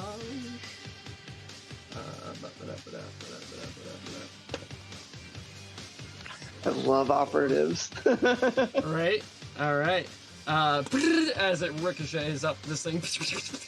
Awesome. Kimmy, that's you. Alrighty. So I'm going to. How close am I to the bot? But at this point, since it moved up to kind of intercept with Tegan, I'd say you're probably still a good 30 feet away from it, since you kind of moved back and away behind cover. Okay, I'm going to use my full movement to get up to this bot, and I'm gonna try to shoot it in the face. All right, you get right up to as far as you want to the bot. Go ahead. Oh, that's not gonna hit at all. I got a 6. Oh, unfortunately. I mean, you do happen to like ricochet some bullets off of it, but it just has that hard metal like exterior, so it just kind of. But fair enough. Anything else for you? Bonus action or anything? Nope. I don't have anything that works as a bonus action right now. Okay. All right. At the end of your turn, Tegan. So let's see. Oh, that's not good. Mm-hmm. I rolled really high on the corrosive damage. Oh, God damn it. Yeah. Did 6. Ooh, 6 points of corrosive damage to you, Jesus Tegan. Christ. I was like, come on, double ones. If there's any time to roll double ones, it's right now. But Did the deputy bot go? not yet. The deputy bot's going Okay. next. But you can use your action to wipe it off. Otherwise, you'll suffer the corrosive damage again on your next turn. Actually, instead, I'm going to go into my rage. Ooh, nice. It's a great exfoliate. If it burns, you know it's working.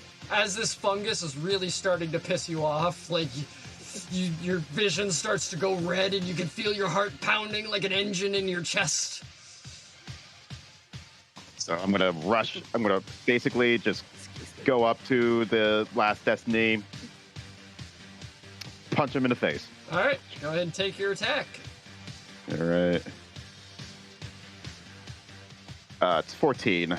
Ooh, unfortunately, 14's not going to do it, as you just connect with its like solid mass of an exterior and just kind of like dent the metal in, but don't do any structural damage. Damn it. But you can take your bonus action attack if you want. I'll do that. Why not? Whoop. Nah, that ain't gonna do it. Oh no. Well, still, you come up and you just like box this bot, but it's just like body shots, and like it's just not doing the damage you want to it. But you hold in place, holding the deputy bot's attention. And then it's going to be the deputy bot's turn, who is going to take damage. It's vulnerable to corrosive, right? That it is, so you can add the extra d4 if you want. Oh my fucking lord. Oh no. 3 1s for 3 corrosive damage. All right, 3 corrosive damage to the Thanks, bot. dice. All right. And the deputy bot. They don't know any better. They knew that I wanted them to roll 1s, and then they just did what I want them to do. They were trying to impress me. I shouldn't get angry. Tell them too little, too. Brilliant. This thing is going to not go for self-preservation because it's not exactly what it's programmed for. So the mushrooms still begin to grow and leak onto it, releasing corrosive gas into like the air around it. But it is, first of all, the alarm starts flashing around its head in a blaring siren that it's almost like, to you, Tegan, it's almost deafening how loud the siren is. Can easily be heard up to 100 feet away. It is a call to all other enforcement bots in the area. Officer down, no. officer down. And he's going to take another shot with his Molly 1 SMG up against you, but it's actually, since you are within striking distance of it, it's going to be at disadvantage for the SMG. Which is going to leave it at a 15 to hit. That just hits. God damn it. I roll well in this game. But brilliant. So that is going to be... is your shield still up, or is your shield down? My shield's down. Okay, so that's not... It's shock damage, so it's not going to be... You're not vulnerable to it anymore. So that is going to be just 5 points of shock damage. As a plasma bolt hits you square in the chest. And then the volleyball looks at you and goes, "Dead or alive, you're coming with me." And again, the siren just... Somebody take this guy down. Which is going to bring us to Duck. Oh boy.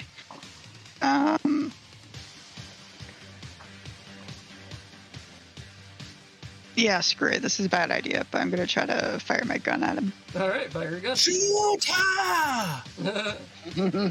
Fucking A, I miss. Oh no. Unfortunately, all of the chaos so quickly erupting has got Duck a little frazzled. Come on, Yasha. Fair enough. Yeah, Honestly, it kind of tracks for her. So. a bonus action or anything for you? See, what do I have? So far, everyone's looking pretty okay except Tegan, who's taken a number of hits. Well, maybe if somebody didn't throw a grenade at me, I'd be okay. Yeah, I'll do an invigoration bonus action for Tegan. Digistruct this alien relic, the invigoration relic, that like just sends out little waves of energy to Tegan. Tegan, You get yeah, 7 hit points back. 7 hit Hey. points. Tegan. Nice. Still at this level? Yep, you feel some of the burning and like from like these elemental damages start to kind of like heal and glaze themselves over. Dope. And I did something helpful. and that's gonna bring us back to Hobbs, as one deputy bot is in melee with Tegan. I am going to, as a bonus action, I'm going to pull my assault rifle off my back and spend half of my speed to take a knee and fire my Vindicator rifle at this sheriff bot. You're the first person to use an Ewan rifle. So that's going to be a 15. 15 hits exactly. Fuck yes. I was dreading that 15. Okay. So I dropped one die and it was the other D8. Oh no. Okay. Yeah. So he's going to take 9 piercing damage. 9 piercing damage to this bad boy. Oh. 7 plus proficiency, yeah. Awesome. This deputy bot's still holding strong. Again, the piercing damage is ripping through it, but it's still like managing to function with that palpable resistance to piercing damage. Anything else from you? No, but it should at least, or you already know, but it should be noted if you didn't, that I'm like prone for the purposes of until I stop taking a knee. Yeah. Like a your target, right? Okay. Yep. Taking a knee basically, does effectively make you prone, and like you have to expend half your movement to go take a knee or have. I didn't want to try and sneak that one by there since it's the first time I'm playing with the mechanic. Luckily for you, Tegan is all up in this person's face, and it doesn't seem like they're going anywhere at the moment. Sure. But after you, that's gonna be Fidget, as one deputy bot is still left standing after taking a super slug through its chest, completely piercing and ripping through the other end. All right, cool. So I swap places with my Digiclone again, which is better for me to be, so I can move up 10 feet and fire my submachine gun at it. Yeah, go ahead and fire. I would have charged the shot first, but I needed my bonus action to swap places. Oh, nice. High roll. 21. 21 hits. Nice. Come on. Some high of rolls. course. No hot dice on the damage. 4 shock damage.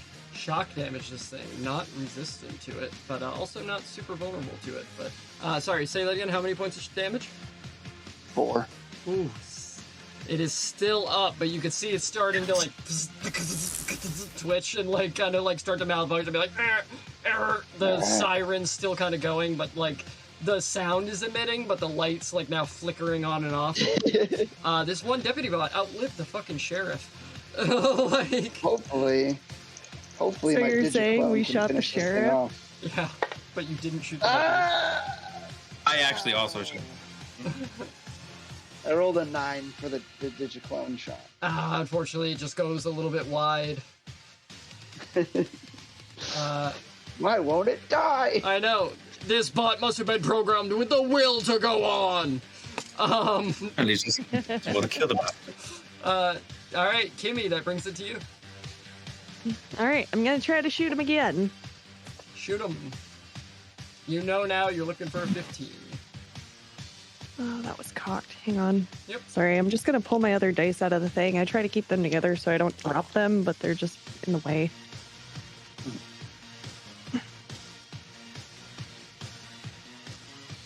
Yeah, I got a 12. Ugh. The dice, not the friends we're looking for right now. But Great. that is your action. Have you, as a Rhapsodist, has you a bonus action you would like to do? AKA. All right, I Bot. guess I'll inspire Tegan. I'll be like, you're rude, but you got this. Fantastic. And that'll bring us to Tegan in melee with this deputy. All right, I'm angry. I got mushrooms growing on me, Oh, yeah, and I'm that's right. and I'm gonna yeah. So 4 corrosive. Who's that? 4. I had the dice in my hand, but I forgot about it until you said there's mushrooms. I was like, shit, right? Damn it. I will say, Sorry. before you make your attacks, do give me a quick insight check. That is Me? that is a wisdom-based check. All right. Damn it. I like this tiny dice. I like the tiny dice, but like it just goes everywhere. Like, Run away! all right. What's my wisdom? Okay, so that's a straight 8. 8. All right. Yeah. I mean, everything like this robot definitely looks beat the fuck up. So go ahead and do your thing. All right. I'm gonna punch the crap out of it. That's what I'm gonna do. Your thing. Blammo! Ah, God. Oh my God. It just. Okay. Yeah, found it. Okay, cool. Running away. Yeah. All right. 15 plus 6. That's 21. That hits. Go ahead and take your. Or actually, you know what? I am going to say this thing is at 1 HP. So no matter what damage you do, just tell me how you want to kill this thing. Okay. Basically, I rear up, punch a hole right through its chest, So It's already a hole there. Well, Was there? it is a very much bigger hole now. Oh, it's it's a much cheap. bigger hole now. So as I have one of my arms through its chest, I punch my second one in, and then I go like this and just whip it in two. Oh, very nice. Just tearing this fucking robot asunder. But the one thing you missed for that insight check is that at 1 HP, this bot enters self-destruct mode as a reaction. I need you to make me a dex saving throw. As you tell, as you like rip it out, you see a little bit of its core. 10.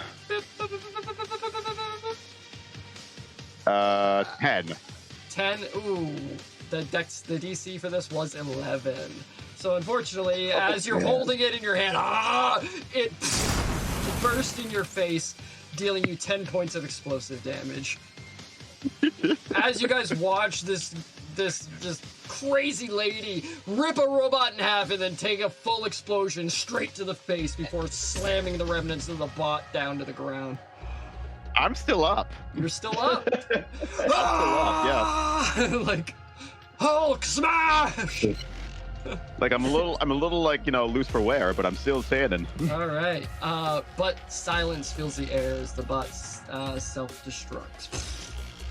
But you hear off in the distance the whir of more sirens as you keep running. As we charge through, everyone go ahead and make me another round of dex checks. If there's anything you want to do before that, do it now. Otherwise, we're gonna keep running. What is the what's the deal with reloading weapons and or recharging shields? Basically, out of combat, you can pretty much assume that your shield recharges because it takes about usually about 4 rounds without damage is what? So in reality, it's like 4 seconds. Or... Basically, yes. So you can recharge your shields to full when you're not in active combat. Are there any healing vials that come with the Vault Hunter pack? I do not think so, unfortunately. Okay. No, I have it written down. Okay. Yeah, unfortunately, you don't have any health now, Hypos, on you at this particular point. And I don't have any healing tech. Yeah, I'm going to. Be conservative in case somebody goes down here, but I'd rather have somebody not go down. So Hobbs is going to walk over to Tegan and cauterize her wound for. Actually, I'm going to do it for 4 HP. All right, so you get 4 points of health as Hobbs walks over and like finds like your deepest wound from this explosion and fills it with like this paste, and the paste like burns and sears for just a second before Hobbs hits you with like a staple gun that sutures the wound closed around the cauterization. I'm gonna lean forward and just be like a kiss from mum. Is that what you actually say to me, or like? Yeah, that is. What? Yeah, that's it. Yeah, that's what he says. Oh, okay, cool. I never knew my mom. Oh, seems like you might have been better off then. They sold me to bandits. Yes. Wait, what? When I was a baby. Oh, we'll come back to that. As the sirens start growing closer in the distance. Anybody else have anything else they want to do before we start running again? Let's fucking go. Alright, I mean, at this point you can abandon stealth. You are within short range to the nearest new use station. So if you want to roll a stealth check just to make sure, otherwise you can sprint the full rest of the way. We already got in a fight. We might as well just run. All ass, yeah. Alright. All ass. Hauling ass full speed, like dodging out of the way of like security bots as they begin to like race up. You see some service bots and even a golden glittering bot known as an Amber Lamps, who sees you and just throws his arms up wild in the air and begins as it runs away from you at full speed. Those are aesthetic bots. They are gilded bots for the high wealthy. But they also. Thinking of that little bot from the Death Star that the Wookiee scares and scares off, screaming the other way. Exactly. But quickly you are able to make it to the Catch a Ride station. As you walk over and see massive Digistruct platforms and quickly enter into the computer. Anyone who is driving may now Digistruct a vehicle. I know we talked about wanting a technical and a bike. Okay, yeah, I can deal with that. Fantastic. So a large technical is Digistructed, and Duck, did you still want to grab a bike? Yeah, All I right. have the stats up already. So I'm Awesome. good. And a motorcycle. Do you want the sidecar attachment placed with it, or do you want Tegan to ride with you on the back? With me on the back, because the sidecar would make it slower, right? It would, yes. So, yeah, just with me. Awesome. Tiny little dog Which one of you piling. people wants to be a gunner? Who wants to be the gunner? I'll do it. All right, Kimmy in the gunner's seat. Which will leave Fidget. If you want to climb into the cab, you'll be free to use your weaponry and/or tech from the cab. Cool. And you guys all hop in and begin to tear off down the streets of the Meridian Metroplex, quickly passing large, buildings and ducking under little overpasses. But it isn't long before you are approached by two cyclones tailing your ass here. And as you're coming through, let's start this off by just making a quick. Let's have Duck and Hobbs make a quick tactical maneuver for me. So go ahead and roll a d20 and add the vehicle's dexterity modifier plus your proficiency bonus if you're proficient in piloting the vehicle. 13. 13, all right. It's 12. Okay, the DC for this was 10. Just basic maneuvering around cars that are vroom, passing you by as you rocket up to max speed, running through these things, dodging pedestrians that are crossing the street and stuff. Had you failed, you probably wouldn't have got that much damage, but you might have some red paste on your car. But God. being that what it is, you are rocketing through. And I'm gonna say you guys, where's my thing? Here it is. Yay. We're gonna say you guys make it all the way down to, let's see, you started off there, and you're gonna make it all the way basically to this underpass before you're pursued by, hold on, where is it? Stop that, there we go, bing! All the way down to this process here. Before you are being pursued. You are now at the halfway point between you and the Halcyon Orbital Substation. One more time, with feeling, let's roll some initiative. Everyone's gonna act on their vehicle's initiative. Okay. So we're only gonna have Duck and Hobbs roll initiative, and then everyone just kind of goes with that. Tegan will go on Duck's initiative, and everyone else will go on Hobbs' initiative.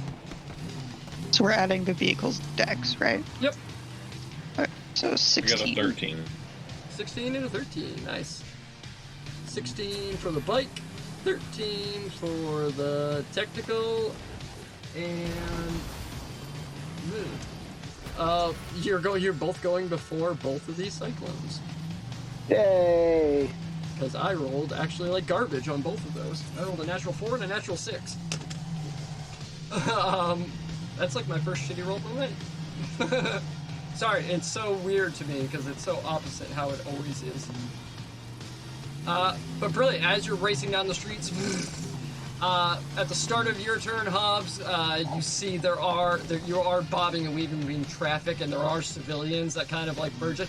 You are fast approaching a red light, and there is a crosswalk full of pedestrians beginning to move. I need you to either tell me some bullshit you want to do, or make me a tactical maneuver. I'm gonna try not to out through the civilians, so I guess I'll roll the tactical maneuver or look for off infrastructure. Fair enough. Yeah, go ahead and give me that tactical maneuver as It's a little dicey. We'll see. Oh, sorry, it's a straight roll or a straight roll plus one of the vehicle's mods. It's your vehicle's dex plus your proficiency. Okay, so that'll be a 18. Ooh, very nice. As like you see a little old lady with a walker is like walking through and like stops and turns at the vehicle as it veers around other traffic, looking right at you, and you're like, oh shit, and you like jerk the wheel and you do that like that horrible movie thing where you go up on two wheels and just like over the old lady's head and then like slam it down. Fidget, you're thrown wildly in the cab, but you avoid. She still flips me off. You avoid the old lady, and then the Cyclones also avoid the old lady. I rolled a nat 20 and an 18 as you both pair through. Duck, you are also approaching this, but we'll get to that in a moment. Being on a bike, you're going to have an easier time. But for now, Hobbs, Fidget, and Kimmy, let's start with the driver, Hobbs. You can use any of the actions listed on the car, or if you want to try to like take a shot out of the window, you can do so with like, you can do it without disadvantage, but then the next check you make after will be with disadvantage if you have to make another tactical maneuver or a crash saving throw. Okay. But right now, both the Cyclones are behind you, which will make... So, because I just wanted to, when it says the machine gun requires the pilot's action, Yep. That's whoever's, it's the gunner, or is that my action? That would be you. You are the pilot of this vehicle. So if I want Kimi to be able to use the machine gun, I could use my action to that. Well, Kimmy, as the gunner, will have her own set of actions with the technical. It's the barrel What is the launcher is the gunner action. Is the machine gun like something that shoots out of the car, like a James Bond? Yeah, vehicle? the flak cannon at the front is the machine gun, basically. It fires like a shotgun-like spread bullets in a 60-foot cone. Oh, okay. I didn't understand there was more than one weapon on this. Okay. So the Cyclones are behind us, though, so I can't make use of that. Unfortunately, Oh, not at this moment. I don't think I'm going to take one of the actions of the. What I'd like to do, I'd like to hold my action, right? So I'm going to ready my Marshal, and if one of the Cyclones pulls up beside the car, then I will take a shot at him.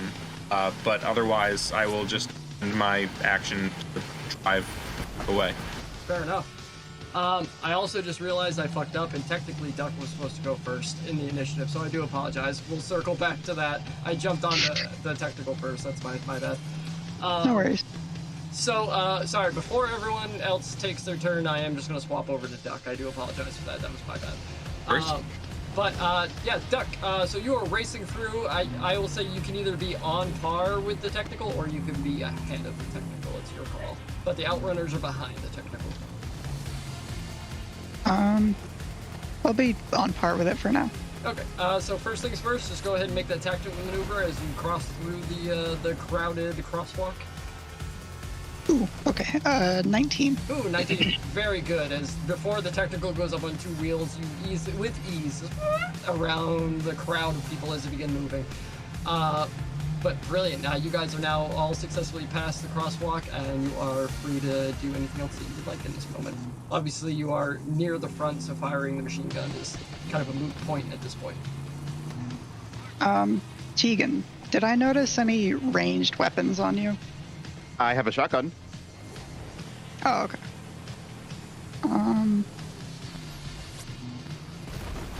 Well, regardless, I don't feel like killing us, so I'm just gonna... Can I take the dash action with a bike? Yeah, you can activate your booster with a bonus action, actually, if you'd like, or you can simply take a double movement with it. That is a thing you can do with these as well, so... Yeah, I'll take a double movement. Awesome. Dash action on the bike as you throttle it and begin to tear off further ahead. Awesome. Tegan, what would you like to do while you're riding on the back of this thing? It can be before Yeah, I would say you can get within. It would be disadvantage with a shotgun, but you could take a shot with a shotgun unless you have something else you want to do. How far away are they? They're behind the technical closing in fast, so I'm gonna say they're probably within like 20 feet moving at this point before Duck makes his action to.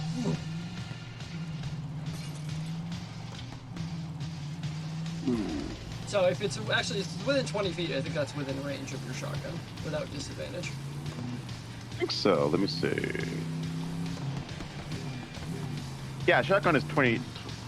It says 20/30. Okay, so it's 20 feet regular, 30 feet with disadvantage, and beyond that it's Okay. too hard to hit anything precisely. All right, I'll take a shot. Yeah, go for it. As you go to target one of these technicals that is like weaving and bobbing, trying to get closer to you guys.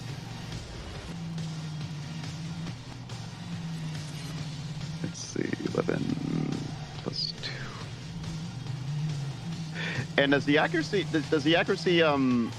count for the attack bonus? No, it has its own attack bonus, though you do add your proficiency bonus to the attack. Okay.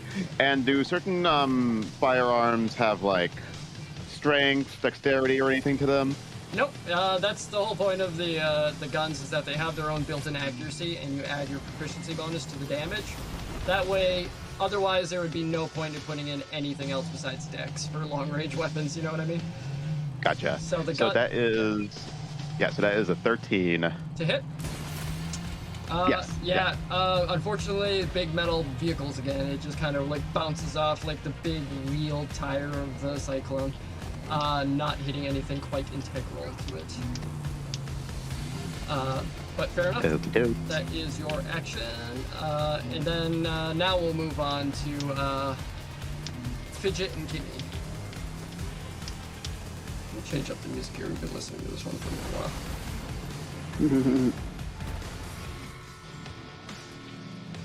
while. So, who wants to go first, Kimmy or Fidget? Oh, You can go.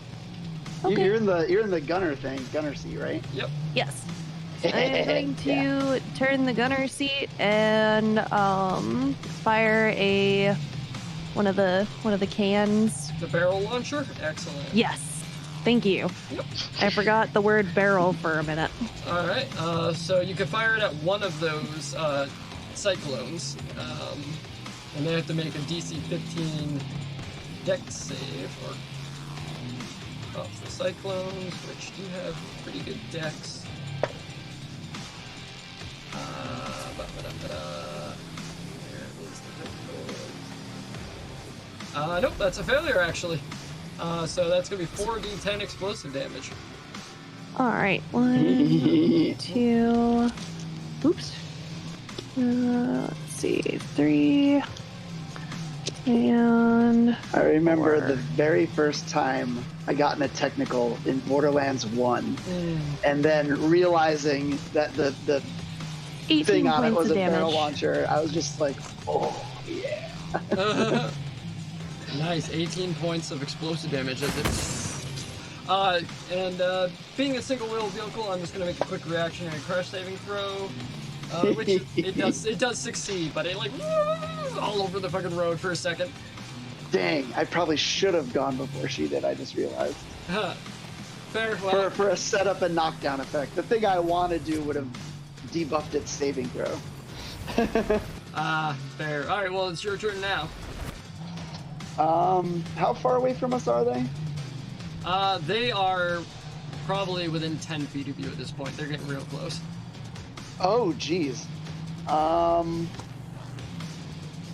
right, so I pull out a little device.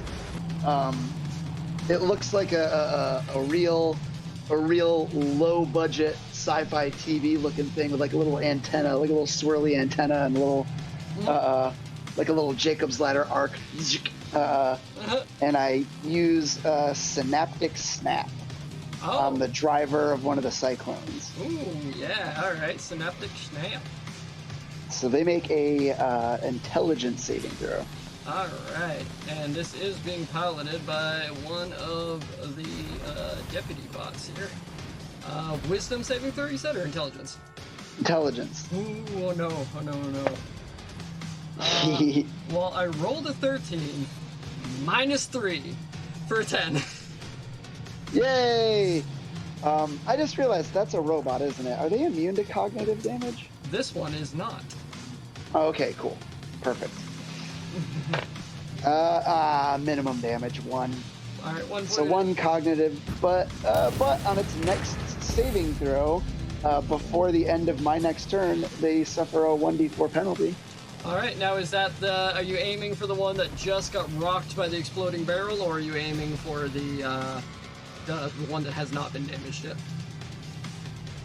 I'll go for the one that hasn't been damaged yet. All right. And then at the end of your turn, these cyclones wheel up. One is going to pull up right next to the driver's side seat. Anthony, Hobbs, you have a readied action. Go ahead. Nice. And that is the one that has now suffered from the cognitive damage. That is my first nat 20. Oh, the campaign. Oh, baby. Let me find my Marshall. Also, real quick here, keep note of the nat 20s you roll, since this is a long-form campaign. Anytime you roll a nat 20, you get a badass token. Badass tokens can be stacked, and anytime you can push a roll beyond 30 using a badass token, you can have a badass moment. Okay. So noted. That will be 4. Oh shit, I hadn't.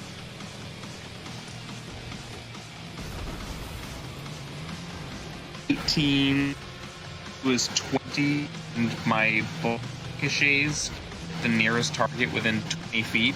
Alright, that'll be the other. First of all, I do need to ask, since you're right neck and neck with this thing, I'll give the option to fire at the driver or fire at the technical. Fire at the, I'm sorry. Fire Driver or the fire at the driver or fire at the cyclone. So you can fire at the driver or the vehicle. No, I'll shoot at the person, right? With whoever's... Is there a passenger in there? I'm gonna shoot at whoever's closest to me, coming up beside me. Nope, cyclones are single pilot. They're like omni wheels. They're just like one big wheel with a driver in the center. Okay, awesome. Yeah. So yeah, I'm definitely gonna plunk one in the driver then. Alright, that's gonna be the deputy bot that's driving this thing. And sorry, tell me again, how much damage did you do? It was 9 times 2 plus 2. That is 20 damage. Alright, this piercing damage, correct? That's right. Alright, so I'm going to tell you right now that this thing does not have that much hit points, so it's going to come down to how much reduced damage. If you haven't read, the differences between damage and vulnerability is, if you have a damage resistance, you can roll 1d12 and subtract the number rolled from the damage, which is why a lot of those bots were surviving so long. So basically, I'm going to roll a d12 here, and if I roll a 6 or higher, this thing is still going to be up. If I roll a 6 or 5 or lower, it's going down hard. And I rolled a 3. As you lean out the window with your Marshall, and boom, take the head clean off this thing. The cyclone tips to the side, slams, skids with sparks flying behind it as it just collides into a parked vehicle on the side. Dead dude. Wow. Brutal. Fantastic. One cyclone down. Where is that cyclone? You. Alright. Unfortunately, that kind of spoils the disadvantage that you gave it, but, hey, it's dead either way. Doesn't give a disadvantage. It ricochets towards a random hostile within 20 feet. Oh, then yes. that target makes a dex save. I would assume that also doesn't ricochet so well if the bullet with him to the ground. But I will still ricochet for the other cyclone because fuck it. But I was referring to the disadvantage that Fidget gave that driver. Oh yeah. But that driver just got his fucking brains or robotic mainframe scattered. All right, so let's make a dex save for the cyclone as the bullet ricochets. That is going to be a 21. Yeah, it's a 12. So. Yeah, so unfortunately it's just too much open space as the ricochet just kind of whizzes by and sticks into the cement of a building nearby. All right. Brilliant. So that cyclone's out of the business. So the other cyclone's gonna race up to the cab of this technical and is going to unload its dual cannons into the back of it for let's see here, dexterity plus violence proficiency. Ooh, that's a natural 17. So that's gonna be 26 to hit. So that's gonna hit the technical for sure. Yeah. And that's gonna deal it. Go ahead and roll me 1d12, Jay. Or sorry, Hobbs. A D12. Uh-oh. Sorry, I'm ill-equipped. I've got all D4s and D8s right now. Ah. Mm-hmm.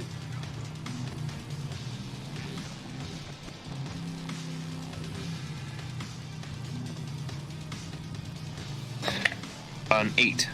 8? Alright, so you're gonna take 15 minus 8 piercing damage, or, 7? 7 piercing damage, as it just kind of like, you feel bullets just start like splattering the back of Fidget like you're having a bad time as bullets are whizzing past you from these dual cannons in the cab. But it does not hit anything integral to the Outrunner itself. Dope. Alright, back up to the top of initiative properly this time with Duck, as we're going to go ahead and move the map a little bit more. As you guys now make it all the way over to here. And I'm going to need one more technical maneuver from you as you're getting into like a little bit more of the heavy traffic area. And there's just like some cars parked around. You got to try to bob and weave. 21. Boom, like butter, just through bobbing and weaving. Awesome. But you are quite a long ways ahead of these guys. So if you just want to keep throttling it and keep rocketing forward, that's totally fine, unless you have anything else you want to do. Keep going, baby. Yeah, I just want to get the hell out of here. Just keep going. All right. Unfortunately, Tegan, that puts you well and truly out of range of any shotgun effect. But if there's anything else you want to try to do, you certainly can.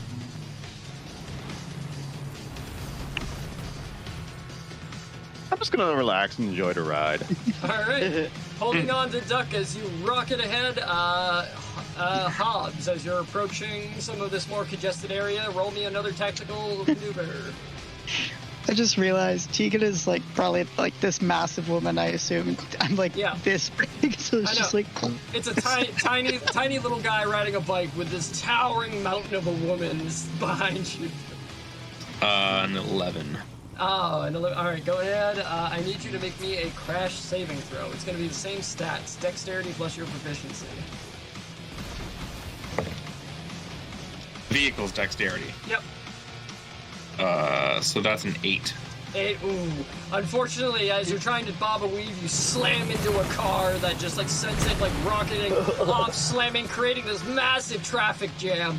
And unfortunately, your speed is, I'm going to say it's not stopped, but you have been slowed like a motherfucker, allowing one of the cyclones to like basically overshoot you and then like, slam the brakes to kind of try to pull back a little bit. But now the cyclones are at least a little bit ahead of you.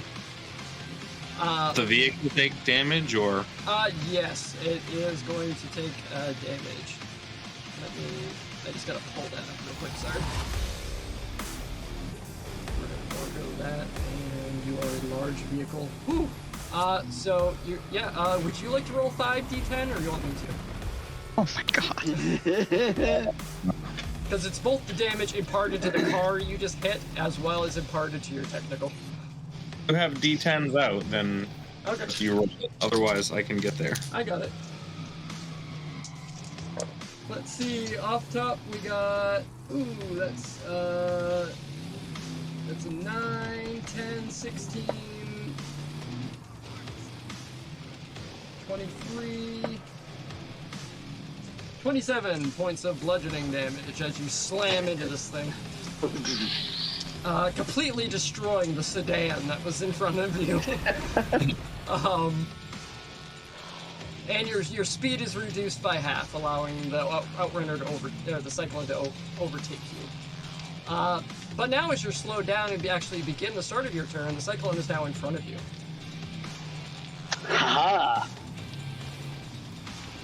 Is it my turn? It's your turn. That was just the start of your turn. Well then, yeah. Let me. I mean, I was just gonna sprint, but now I'm going to machine gun. So let me use my action to vehicles, dex. Wait. Oh, okay, that's my to hit. I was like, what the? I could not understand what it was asking me to make a save for. Oh, that's definitely gonna hit. That's a nat 20. Oh, wow. All right. Go ahead and double that damage. Take another badass token. Hobbs, flexing. What does it do? No, that was so lucky. 3d10. Yep. What? Now I need these. You don't ever want to start a fight with a technical when you're not also in a technical. Just saying. Like, Holy shit. not to mention if a technical hits a pedestrian, it deals 5d10 damage. So, 9, 14, 28. oh. Ooh. As that technical begins, or sorry, not technical, as that cyclone, fuck me, as that cyclone begins to start smoking from its engine. Brutal. Awesome, awesome, awesome. I'm just going to just yell, I love this fucking truck!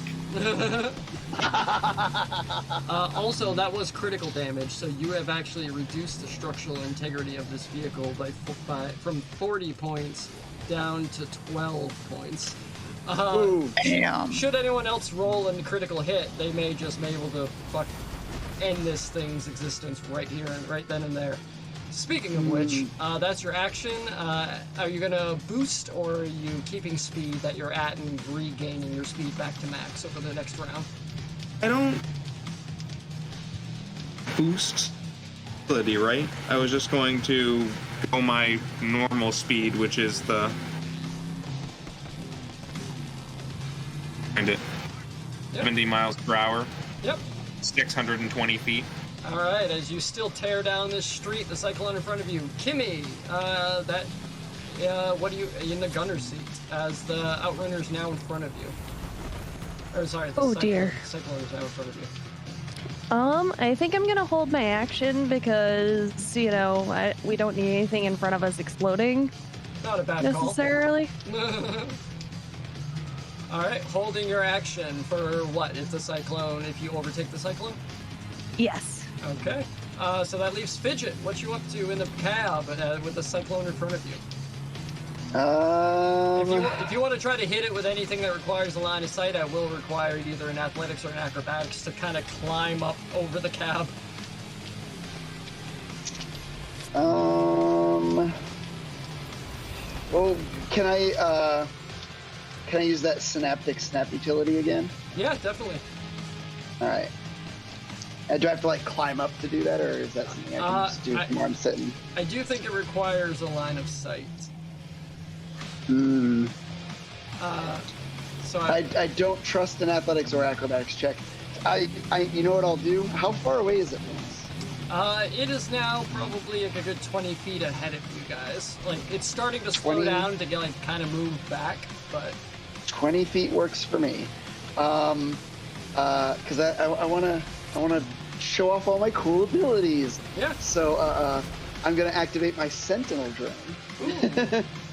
Awesome. And I'm just kind of activate this thing on my wrist that it looks like my model looks like a little winged scarab creature, and it just flies out the window, and now it's flying around the truck. Awesome. And I think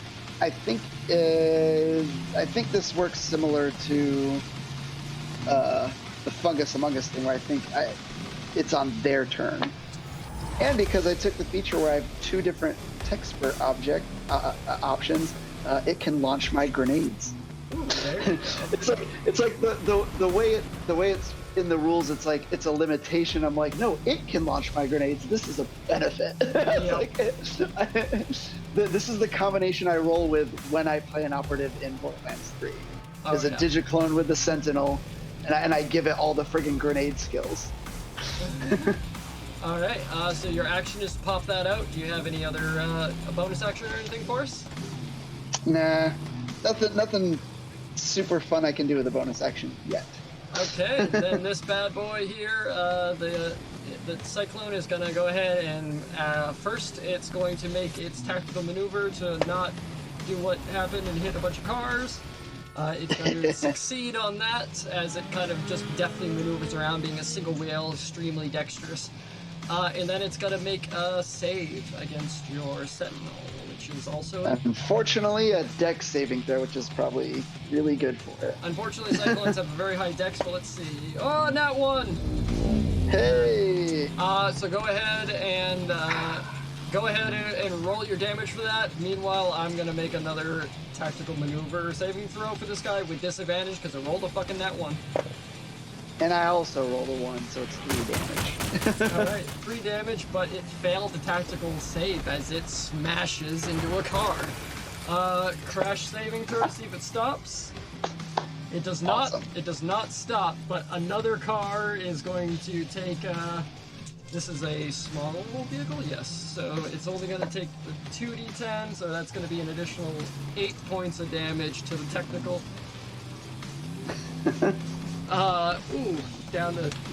Getting more smoke begins billowing out from it. But that's what happens on a nat 1, baby. Brilliant. I meant to do that. Sure you did. Alright, now it is the Technical's turn, and the Technical is going to slam the brakes after hitting that car. The Outrunner's going to rocket ahead of it. It's going to come up behind the, and begin to unload again, but before it does that, Kimmy, you had a ready action to fire an explosive barrel. Yes, I would like to do that. Alright. And that is going to be a dex save. 13.